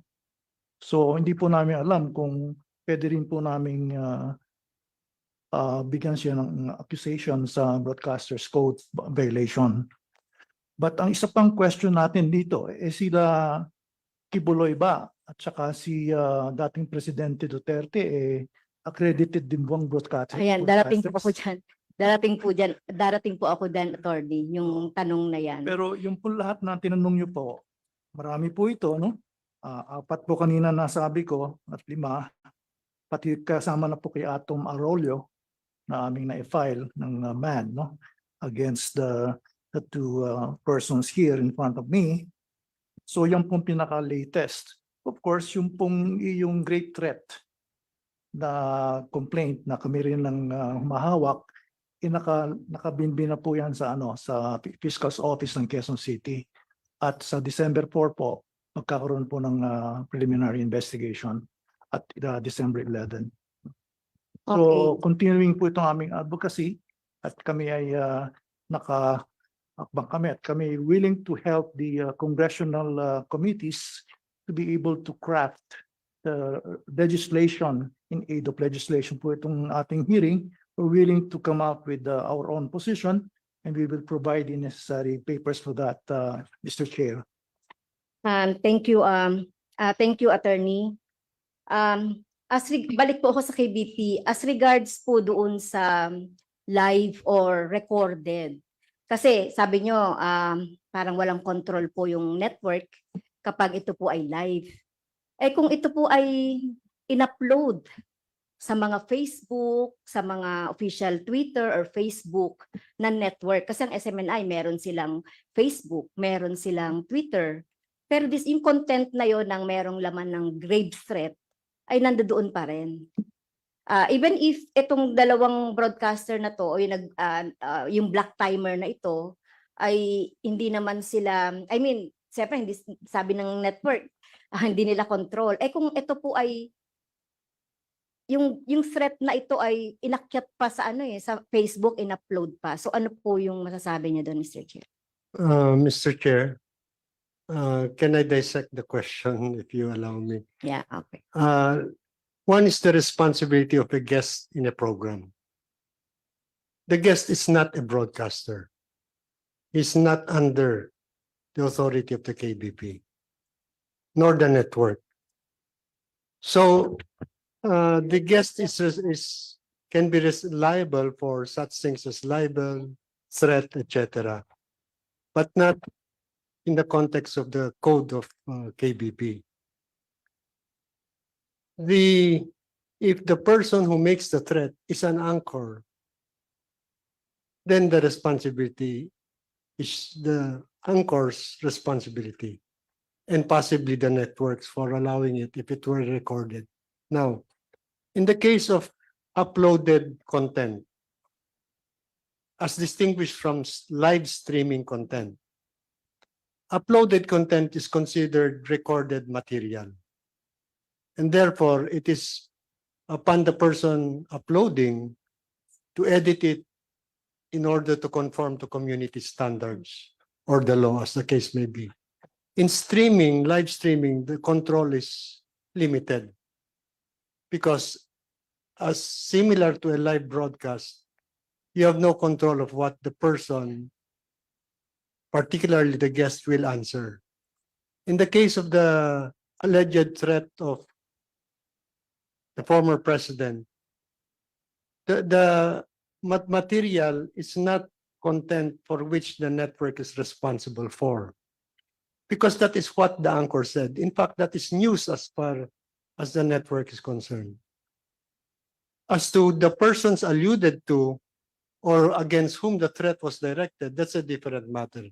And that's between the guest for having aired the threat and the person being threatened. So you are referring to the guest as the black timer.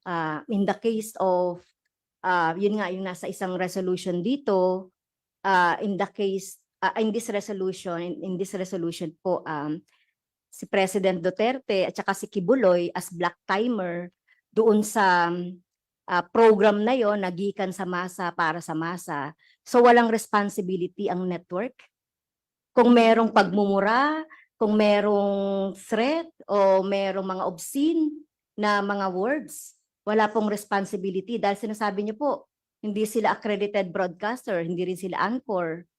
So, ano na lang po, kahit na sino lang po, pwedeng may gawin na doon. Basta may mababayaran lang po nila ang yung network.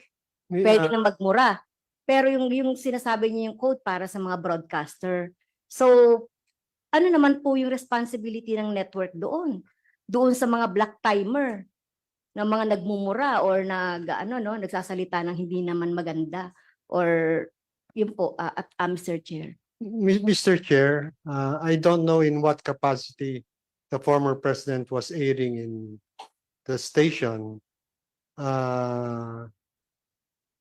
In the context of the discussion, since that is a co-produced program, I doubt if the president was even a black timer there, because that's a different arrangement. Okay, thank you. Thank you, Attorney.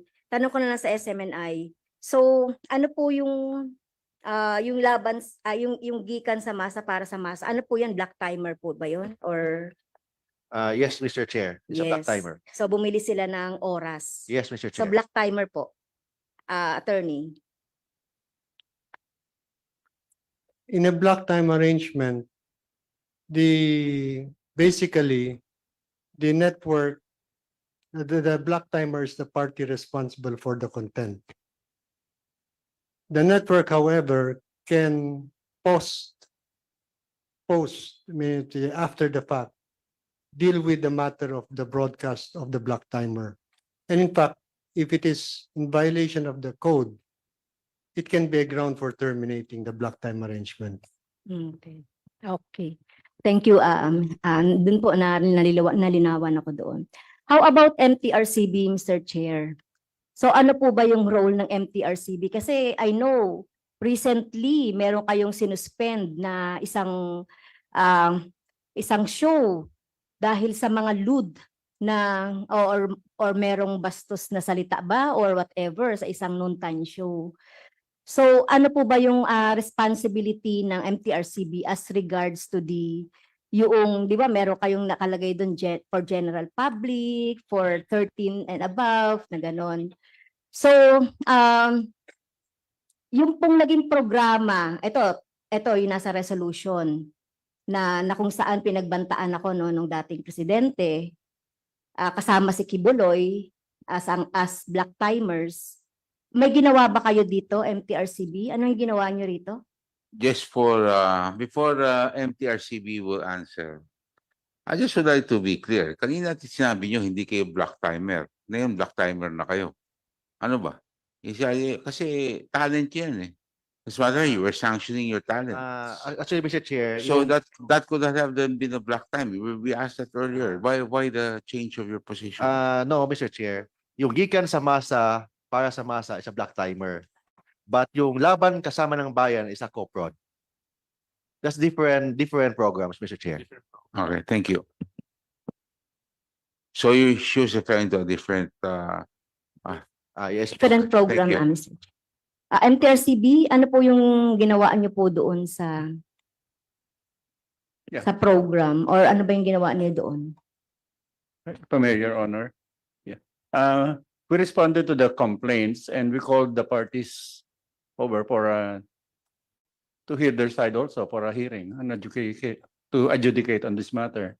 And we were Mr. Chair, sinong pinatawag niyo sa hearing? yeah. If I may po, we immediately took action when we heard about Who's speaking? Sino po sila? CB po, Attorney Ana. Attorney Ana po from MTR. Okay, please. Go ahead. We immediately took action when we heard about that, Mr. Speaker. So we submitted submitted a notice to appear sa SMNI po for preliminary conference. And then just like what the KBP po, since naka-live po siya, they said that in order po, they explained po that the relevant episode of the program was aired live, as a result of which they had no control over the statements made by their guest of the program. So what we did po during the conference was that to prevent po the recurrence of the same, the network or SMNI decided to pre-record the succeeding episodes of the program, also to edit the same by deleting what it deems to be potentially offensive to the sensibilities of the public before it can be aired. Now, the recent issue po ngayon regarding the laban kasama ang bayan, we actually also sent out a notice of appear to the network regarding this po, since it is under the mandate of the MTRCB based on PD 1986 po, to call them if there is an alleged violation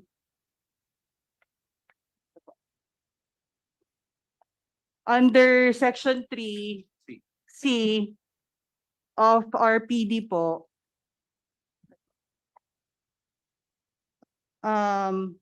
If it found that those which stand or those to approve or disapprove, delete objectionable portions from and or prohibit the importation, exportation, production, copying, distribution, sale, lease, exhibit, or television broadcast of the motion pictures, television programs, and publicity materials.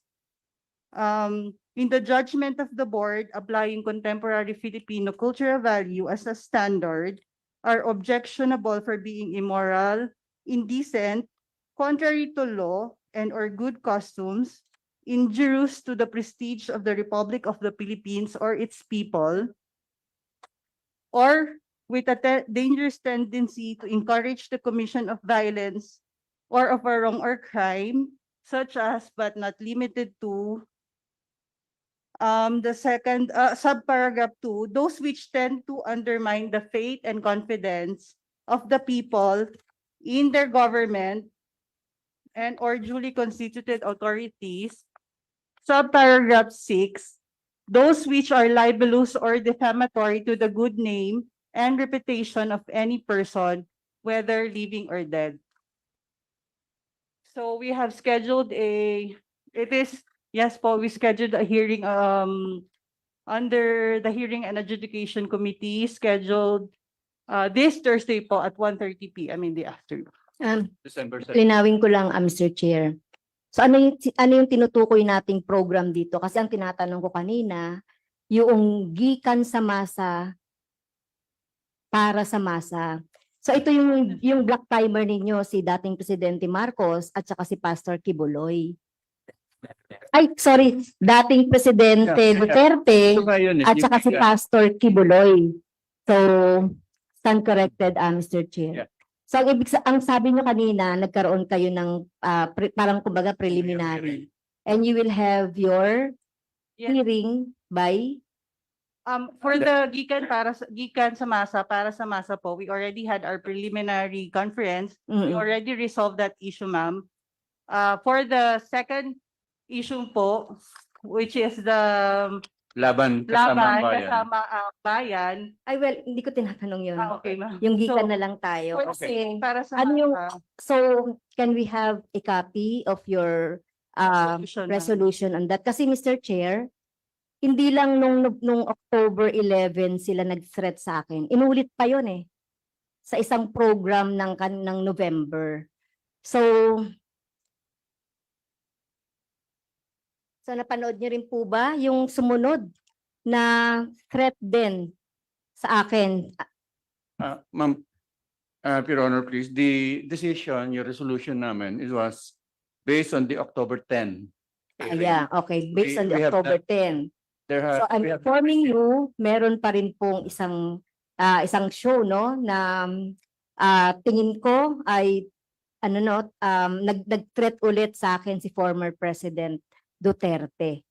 So kung titignan niyo yung mga show, review niyo yung mga show ni Duterte after po. Teka, tingnan ko lang yung date na. Just to clarify, ma'am, this is not a replay of the old show, but a new show, Yes. a different show. Yes, And we have not yet received any complaint regarding that. Attorney. Sir Chair, sandali. Anong date yun? November. Okay, so it is sometime, ito November po. Hindi ko lang nadala yung aking complaint. Yes, ma'am. The October 10 issue or the incident regarding Gikan, was resolved by the MTRCB on November 9. Okay, can you give us the We have a copy of that resolution here. Okay. Sige Thank you. po. Yes. So ito na, Mr. Chair, sinasabi ko na lang dito, no. You have to review also yung program ng gikan sa masa para sa masa na another threat din po sa akin. Nalimutan ko lang yung date. November 16 show. November 16 show po. Very recent yun. So that's all, Mr. Chair. Mr. Chair, I have a question before I would ask our Senior Deputy Speaker. NTC. Are there pending complaints against SMNI or Suarasu? Thank you, Mr. Chair. Yes, Your Honor, there is a pending, How many? there's one administrative case pending before the NTC. And this this has already been docketed under NTC case number 2022-027, Your Honor. And the parties have been summoned on this one. Where? And there were several. How many cases? Only one? Isang You say case lang, sir. administrative. Is there This any is other? administrative case. Only one? Yes, yes, sir. So there's no other cases? Isa lang? So far, isa lang po. Okay. So can you just submit that document to the, in the interest of time? We will Now, we will comply, Your Honor. Has SMNI or Suaraso been penalized by the commission for previous infractions in the past? To my recollection, Mr. Chair, wala pa po.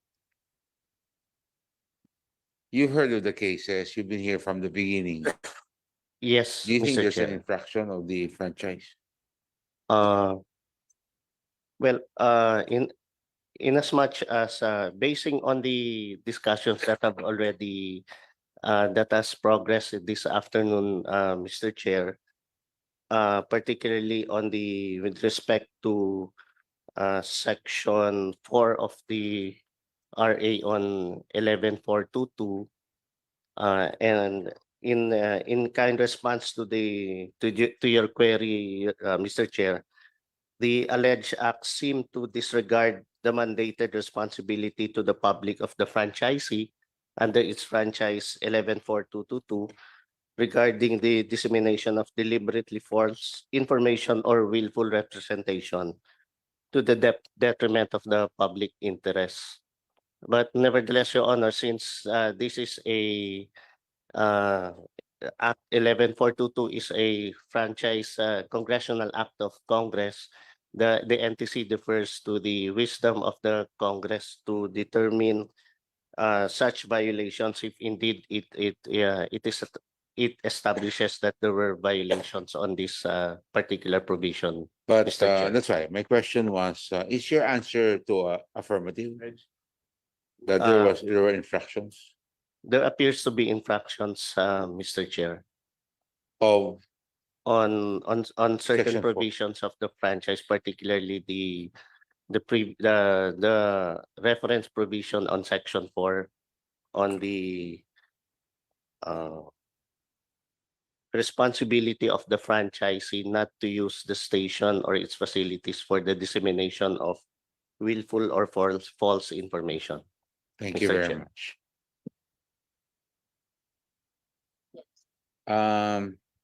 Before I acknowledge the SDS, I think the Honorable Gutierrez only has one short question, one manifestation or question. The Honorable Gutierrez, you are recognized, and Senior Deputy Speaker Gonzalez is next. Thank you, Mr. Chair. In spirit of brevity, I will no longer question sections 4 and 7 as this were exhaustively and expertly handled by our colleagues earlier.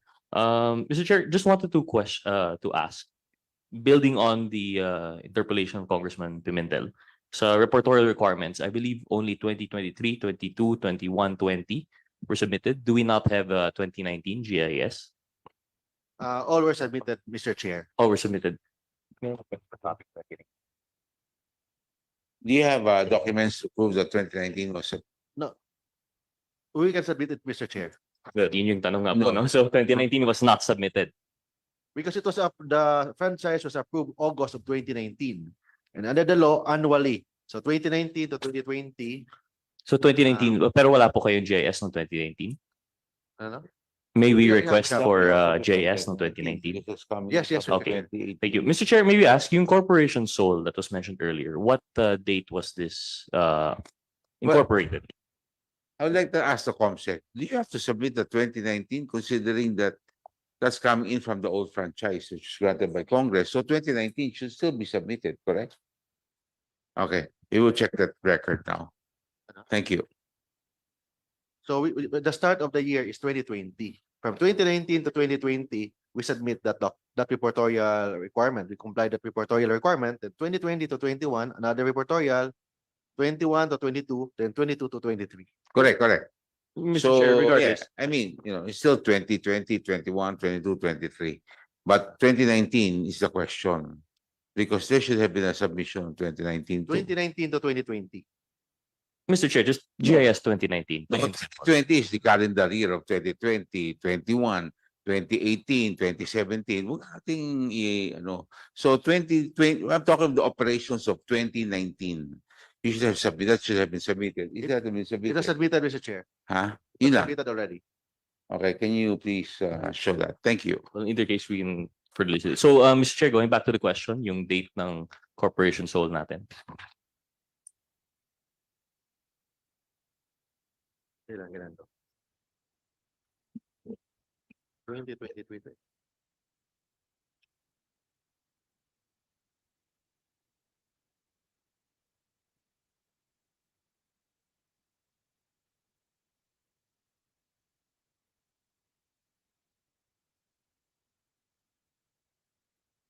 Mr. Chair, we have here the certificate of filing an amended articles of incorporation.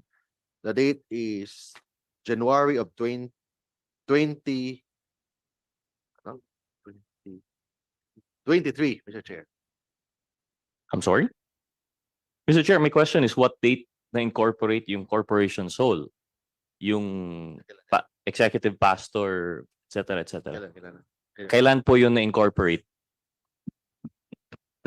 Your Honor, when we applied the new franchise in the year 2019, it's already corporation sold. Yeah, may we know the exact date? Yung nag-apply tayo, October? Can we bring Can we on the next? Can we bring the document, Mr. Chair, in the next session if we may? Okay, thank you, Mr. Chair. So I guess wala silang data right now. So we'll be expecting the GIS of SSMC for 2019. And then siguro isama na po natin lahat ng GIS nung Executive Pastor. yes, please. Yes, Mr. Chair. And then Mr. Chair, may we also move that we invite the SEC to our next hearings. Yun lamang po for now, Mr. Chair. Thank you. Thank you, Mr. Chair.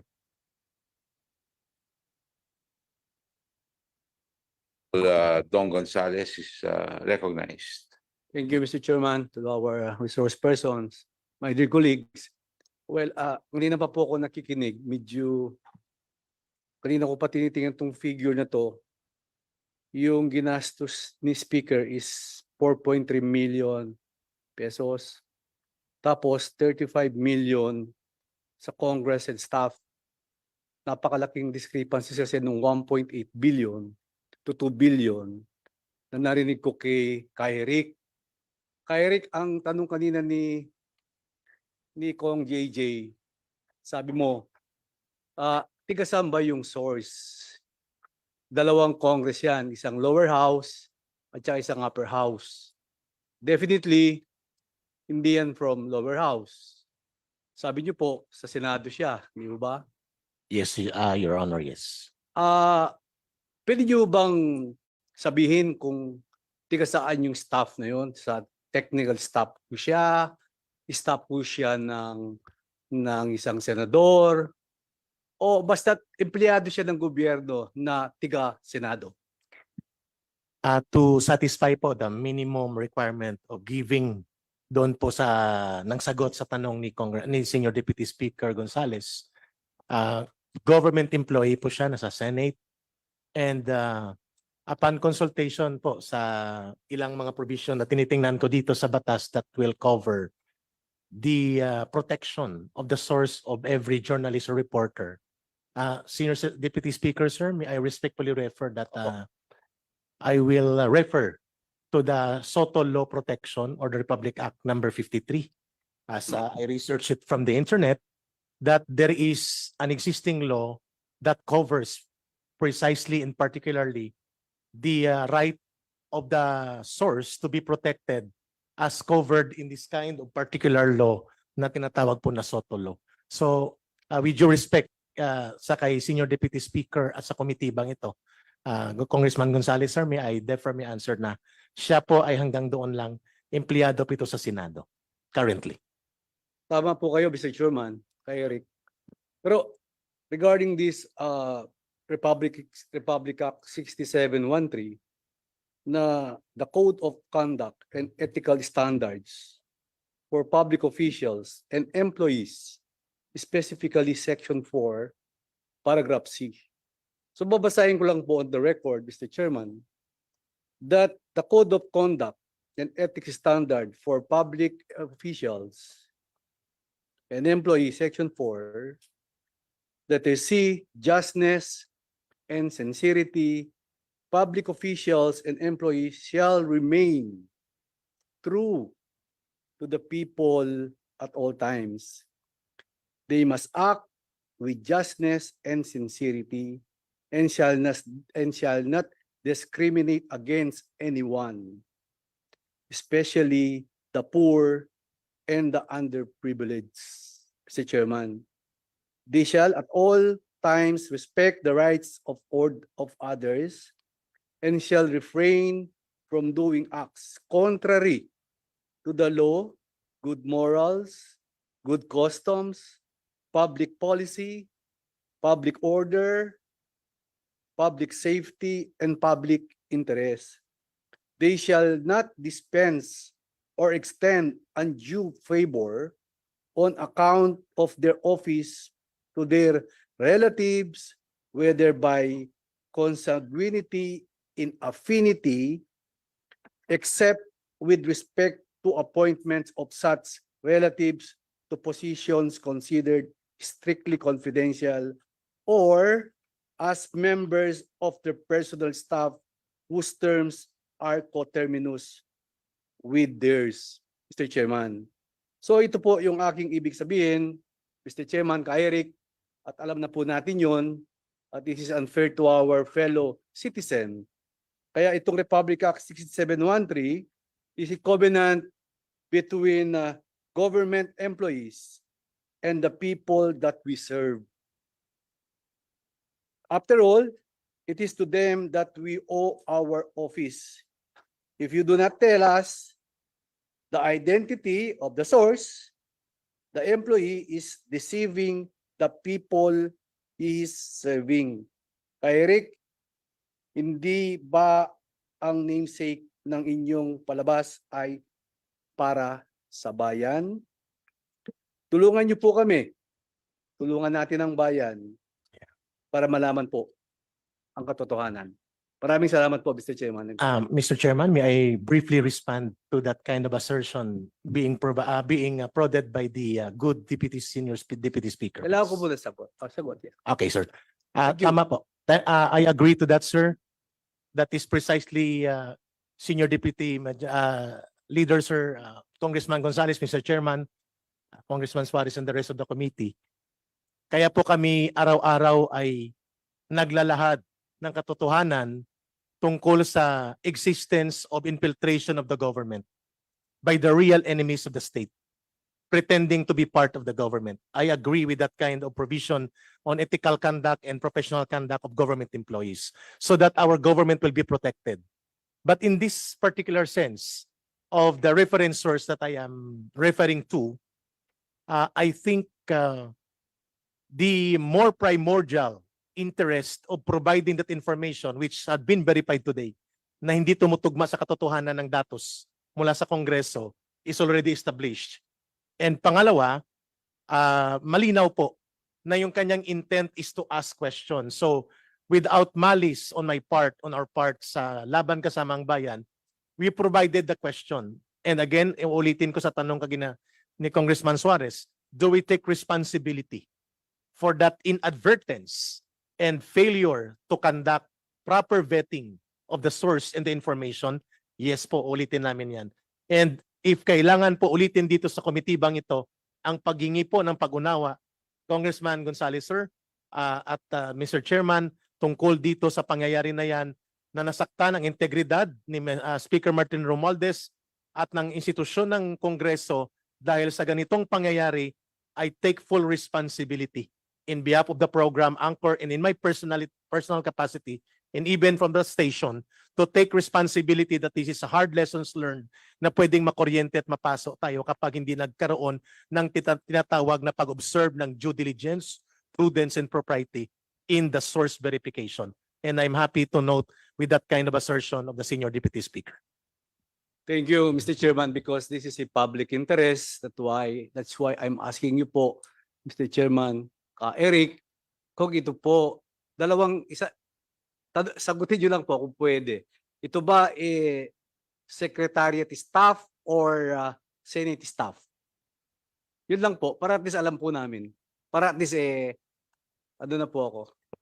Nasa Matapos Senate na po ako. siya. Boss, pwedeng Okay, yes, Tom may, JJ. may dugtong lang ako. Earlier you were emphasizing enemies of the state. And disinformation, destroying the very institution that we swore allegiance to protect and uphold, is an enemy of the state. Yung nagbigay sa iyo ng information, false, destroying the very integrity of the House of Representatives, is borderline enemy of the state. Kung susundan ko lang po yung prinsipyong ipinaglalaban ninyo, wala po akong nakikita ang pagkakamali. Kung babanggitin nyo po dito sa kapulungan ito, yung source ninyo. Kasi sa totoo lang po, co-produced yung programa. As much as you take responsibility, SMNI as a network has also big weight on their shoulders to carry with regards to the responsibility of what is aired. So I would just like to reiterate the request of SDS Don Gonzales on this issue. Mr. Yes, Chairman. Mr. Chairman, sige. can I add something? Kasi medyo magulo na yung utak ko kasi kongreso po to, no? In fact, isang congress lang to, isang lower, isang upper. Sana yung source nanggaling po dito sa mababang kapulungan. Ang tanong po dito, ba't nanggaling pa doon sa Senate yung source? Kaya that is a big question mark to me and I think to my colleagues. Sana dito nanggaling eh. So parang naglalaro sa isip ko ngayon, parang ba't Senado pa galing yung source? Diba? Actually, baka nga wala talagang source. Diba? So I mean, we can't validate, verify the statements made by Ka Eric if you're gonna be non-committal. And that's quite unfortunate. But if you will be more truthful and prudent with your answers, I guess we can determine the statements that you have issued, whether or not it has violated the franchise of SMNI, no? Yes, sir. So, Thank you po. Ako, isa na lang po. So, sino? Mr. Chairman, okay. Mr. Chairman, isa na lang po talaga. Pili ka lang po kayo sa dalawa. Secretariat staff of the Senate or Senate staff? I already stipulated my position. The information will be limited to that, and I will stand on the provisions provided as a protection under the SOTO law. Yes. Okay. So thank you very much, SDS. Kasi baka Thank you, Mr. Chairman. mga Thank you. sabi nga Thank ni you. Kong JJ, pwedeng lahat yun, pwedeng wala ron. So maraming pwedeng mangyari kasi wala nga tayong pangalan. And I think if I understand Kong JJ, this doesn't end here because, in the absence of who, that leaves a very big question. And thank you for taking the cudgels. But like I said earlier, this is about the franchise of the network. This is not about you per se. That's why the question is, was there an infraction? If there's an infraction, what does Congress do? So dun ho tayo pupunta. And how I wish that makompleto po natin yung istorya kung itutuloy nyo yung, maybe if you would like an executive session on this, we're willing to give an executive session on this because that will be very crucial sa magiging desisyon po ng Kongreso. Ngayon, kung wala naman po talaga, huwag na ho kayo magbanggit dahil, diba, wala namang, kasi baka magkakuryentehan na naman. Okay. So ako po nag-iingat din. And I'd like to again to make this clear because you have to understand that this is in aid of legislation and for future all applications. Because there are some lessons learned here for me and for my committee as far as franchises, how franchises should be given and approved by this committee. And definitely a decision will be after, I will have to confirm with my members.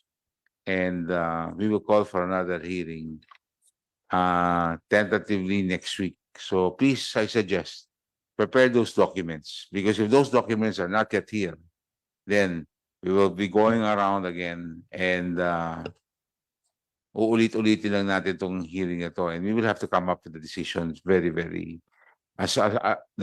pagkatapos po ng investigasyon, mag-decision na kami. Isabit na po yung dokumento, nakikiusap po ako sa inyo na sa lahat ng hiningan, pati ho yung mga resource persons natin na iba, may mga dokumento, Attorney Rico Domingo, yung mga dokumento pong hinihingi po sa inyo, paki-submit MTRCB, yung dokumento na hinihingi po sa inyo, paki-submit po. Maybe you recognize, Your Honor. Yes, Attorney Domingo. I've been raising my hand because there's an invocation of Republic Act number 53 Which is? as newsman's privilege, not to disclose the source of Yes. the, but there is an exception to that, Which is? security of the state.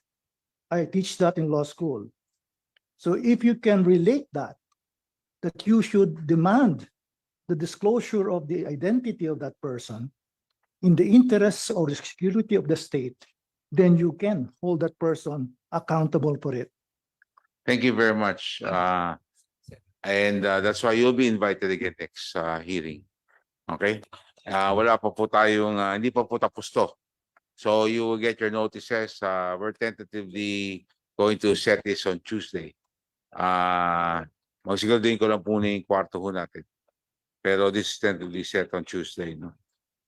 And before I end, we got a letter. I got a letter this morning from a certain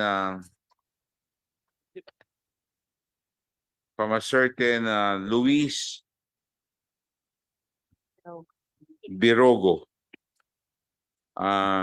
Subject, letter complaint against Warma Sug Media Corporation and Sunshine Media Network International, 4 pages here, 4 na pahina. And basically what he's cited his demand for the study of the franchise, and he requests that he also be invited in a committee hearing. So please include COMSEC, this person, in the committee hearing. His name is Luis Biraogo. Luis C. Biraogo. Okay? So please, here's his, this has been received by the committee. When did you receive? Today. It was received this morning. 11, maybe he found out that we have a hearing, so he came up with this letter. So Yes, Mr. yes, Chair. thank you. Can I just add lang something very important? I just came to realize an important point. Due to the revelations of Ka Eric, I think we are treading on very dangerous waters when it comes to interparliamentary relationships with the Senate. May I request that the transcripts of the said hearing be forwarded to the Senate for the Senate to respond? Because if this is true, and assuming that tama yung sinasabi ni Ka Eric, may naglalabas ng disinformation laban sa mababang kapulungan. At ang pinaghuhugutan pa nito ay yung kasamahan natin sa Kongreso na ibang na Senado. And I think those are very, very dangerous situation to find ourselves in. So I hope that we can take this seriously because these are not simple accusations anymore. These are interparliamentary relations between the Senate and the House of Representatives. So if I can request that the transcript be forwarded to the Senate for the Senate to come up with their own response. On the request of Deputy Majority Leader JJ Suarez, I direct the COMSEC to submit the transcripts and if they request also for the video of this proceeding to the Senate President and to the Senate Office of Senate President and the committee concerned. So there being no other interpreter in today's session, I'll see everyone next week. A notice will be sent. Any motion? The favorite motion? Motion to suspend, Mr. Chair. Adjourn. Adjourn and resume. Suspend. Yes, suspend. Mr. Chair, I move that we suspend our hearing and convene on Tuesday. There's a motion to suspend, duly seconded. Hearing is suspended. Proceed. Ayun. Ano ang masasabi po ninyo diyan sa hearing na yan?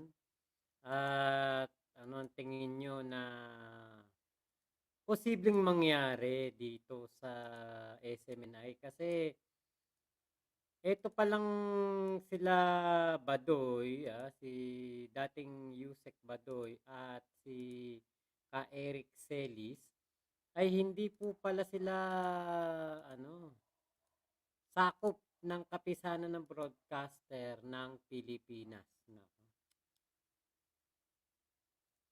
Medyo matindi tong issue na to kasi po nakasalalay dito ngayon ang franchise ng SMNI kasi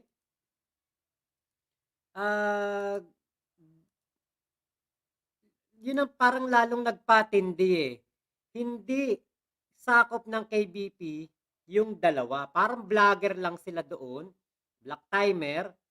Ngayon, parang pinapayagan ng SMNI na mag-ere sila na mag-ere tapos merong kumbaga meron silang mga ginagawang pagbabalita na para nga po dito sa mga taga-Congress ay hindi tama. Ayaw nila na may pumupuna, sabi ni Ray Ramo Vlog. Okay, 13:30, buksan ninyo na lang ang mga book ninyo kung talagang tapat kayong mga congressman at wala kayong tinatago. Yun nga po yung naisip ko kanina na baka kaya po nangyari ang bagay na ito, kaya po nangyari ito ay dahil sa gikan sa masa ni Tatay Digong na kung saan ay marami po siyang mga kumbaga na isisiwalat doon. Kaya napag-iinitan ngayon ng SMNI. Naano niyo naman yan. Nakita naman natin kung gaano katindi ang samahan ni Pastor Kibuloy at ni Tatay Digong. Lumakas talaga ang SMNI noong panahon ni Tatay Digong. Yun. Lumakas talaga ang SMNI that time. Okay, ito po. Open the book, Congressman. Ayan, nako. Tanggalan ng franchise ang SMNI. Yan na nga po ang nakikita ko na parang parang doon patungo Kasi pwedeng doon po mapunta dahil ang SMNI ay pinayagan nila ang dalawang black timer na ito nga pong si Ma'am Lorraine Badoy at si Ka Eric Celis na parang hindi dumaan sa KBP, hindi nag-training or hindi kumuha ng lisensya sa KBP. Nabasa daw ni Ka Eric yung mga rules and regulation ng KBP, pero syempre, kahit na nabasa mo pa yan ng ilang beses, kung hindi ka kasapi ng KBP, hindi ka media. Kaya hindi ka masasanction ng KBP kung ano man ang kumbaga, sabihin mo sa yung programa. So, yan ngayon yung malaking yan yung malaking kumbaga matindi na problema ngayon ng SMNI. Lumakas lang naman SMNI dahil kay PBBM dahil sa kampanya. Yang 2. Yun nga, tama. Actually, 'di ba, yung mga debate diyan sa SMNI, yan ang mga isa sa mga inaabangan noon. Ka Eric, madaldal din kayo. Kala ninyo inyong SMNI hindi magtatagal lang hindi gumagawa ng tama, end nyo na SMNI. Ang nakakabahala dito, kapag po pinasara ang SMNI, katulad ng ABS-CBN, di ba sa ABS-CBN, nasa 12,000 po ba o 10,000 nang nawalan ng trabaho? Ang SMNI, malaki na rin naman to. At actually, yung mga ilang natanggal sa ABS-CBN, napunta sa SMNI. Naku, kapag po natanggal ang prangkisa ng SMNI, marami na naman ang mawawalan ng trabaho. Opo, kailangan lahat ng mga congressman investigahan na. Iyan nga yung sinasabi ni Tatay Digong, di ba? Sige, antayin ng buong mundo ang katotohanan. Sayang sa boto ko dito. Magulo. Naku po. What the best way to open all representatives from their budget liquidation para malaman ng taong bayan ang totoo? From Baguio Nereo. Anonymous, nako, mapiprito ngayon si Eric lalong makakalbo. Nako, tingin ko papatawag sa Senado yan. Go, Ka Eric para sa bayan, sabi na ni Sita Gunanchal. Robert Abellar, lumala na talaga ang rabis ng mga NPA sa Kongreso.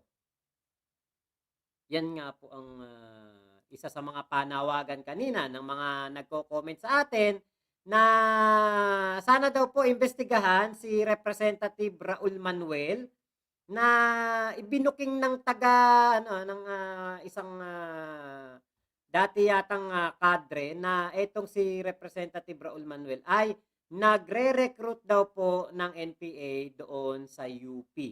Tapos ngayon po siya ay kongresista. Kaya nga po may panawagan si Senador Bato de la Rosa na sana nga daw po ay maimbestigahan etong si Raul Manuel. Okay, iniipit talaga si Ka Eric, parang totoo sinasabi na 1.8 billion. Bullyplexi Tambay.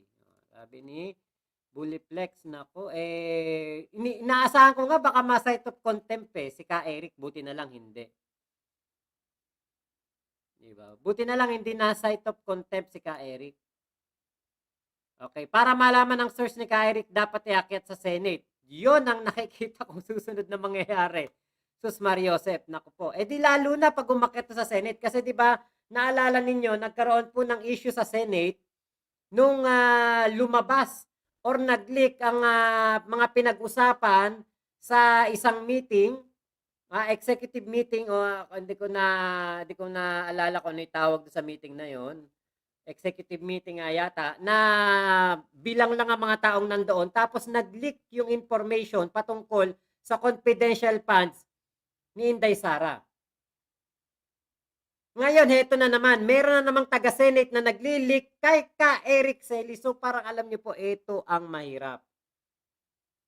Mahirap magbigay ng information sa tao. Kasi pag yan nag-leak, ikaw ang mapiprito. Para malaman ng source ni Ka Eric talaga ay dapat iakyat ito sa Senate para talagang mapiga. Kasi kapag syempre, kapag nandyan na siya sa harapan ng mga senador at ituro mo dito, sino yung nagbigay sa'yo ng info? Naku po, yan ang nakakatakot sa part ni Ka Eric Celis, diba? Diyan na siya tingin ko baka ma-cite of contempt na. Achilles Casilaw, sir, magkaiba ang kaso ng ABS-CBN at SMNI. Eh, yun nga po, magkaiba. Totoo nga, tama ka, magkaiba. Pero doon patungo. Kasi napapag-usapan na po ang franchise dito. Lalo na, kanina si Franz Castro ay na-highlight niya yung patungkol po sa ini-highlight niya yung patungkol sa mga threat na sinasambit o sinasabi nitong si Tatay Digong sa kanyang gikan sa masa program sa SMNI. So ito daw ba ay sanction ng MTRCB, sanction ng KBP, ano ang pwedeng gawin, ano ang pwedeng gawing action. So yan po ang ating natin diyan.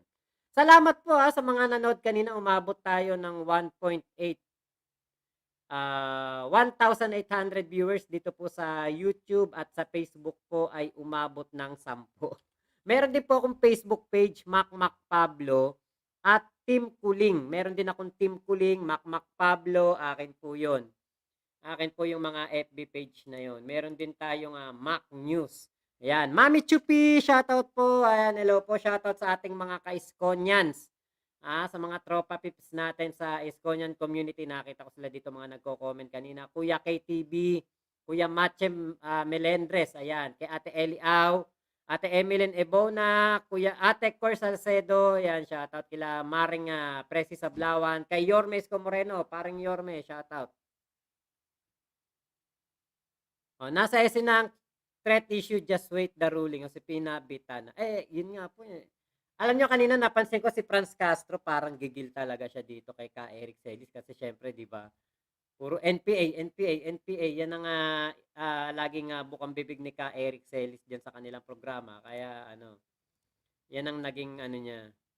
Naging kumbaga merong buwelta balento ngayon eh. Pwedeng mabueltahan ni Franz Castro ang mga ang mga nagano sila yung mga na kumbaga na sisiwalat ng patungkol sa mga NPA sa Kongreso. Yan, Rolando Sanglay, Ma'am Lorraine, Sir Eric, we trust you despite having the wrong figures. Good deeds outweigh the mistakes. Kumbaga yung tama yung kanilang yung kanilang inilabas, di ba? Parang meron silang inilabas na issue. Ngayon, kailangan na kapag ikaw naglabas kasi ng gantong issue, dapat yung issue na ilalabas mo ay tama ang numero, tama ang kumbaga talagang accurate. Mali lang dito yung yung figures. Pero sana nga talaga ay meron talagang mali doon sa akusasyon nila kay kaya dito kay House Speaker. Kasi kapag wala talagang butas, walang mali, wala talagang kumbaga alingas-ngas, di ba?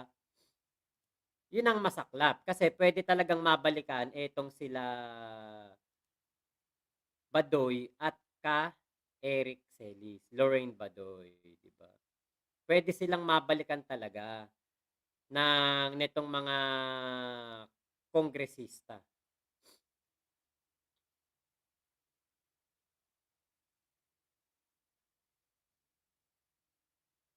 Okay, inahanap ko yung live ng SMNI, parang wala ditong live yung SMNI.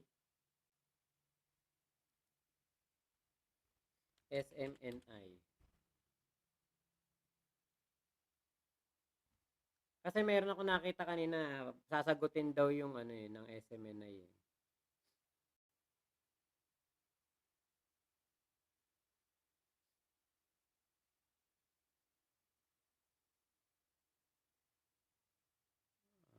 Wala yung wala yung na yun, yung pinaka live ngayon. Ayun, ito tignan natin kung tama po ito.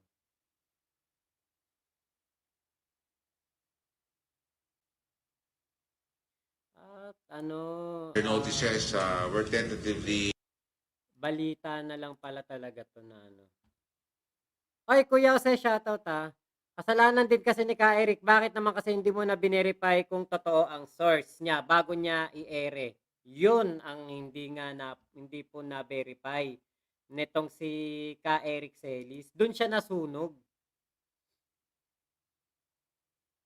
Doon siya nasunog. Doon siya nadali.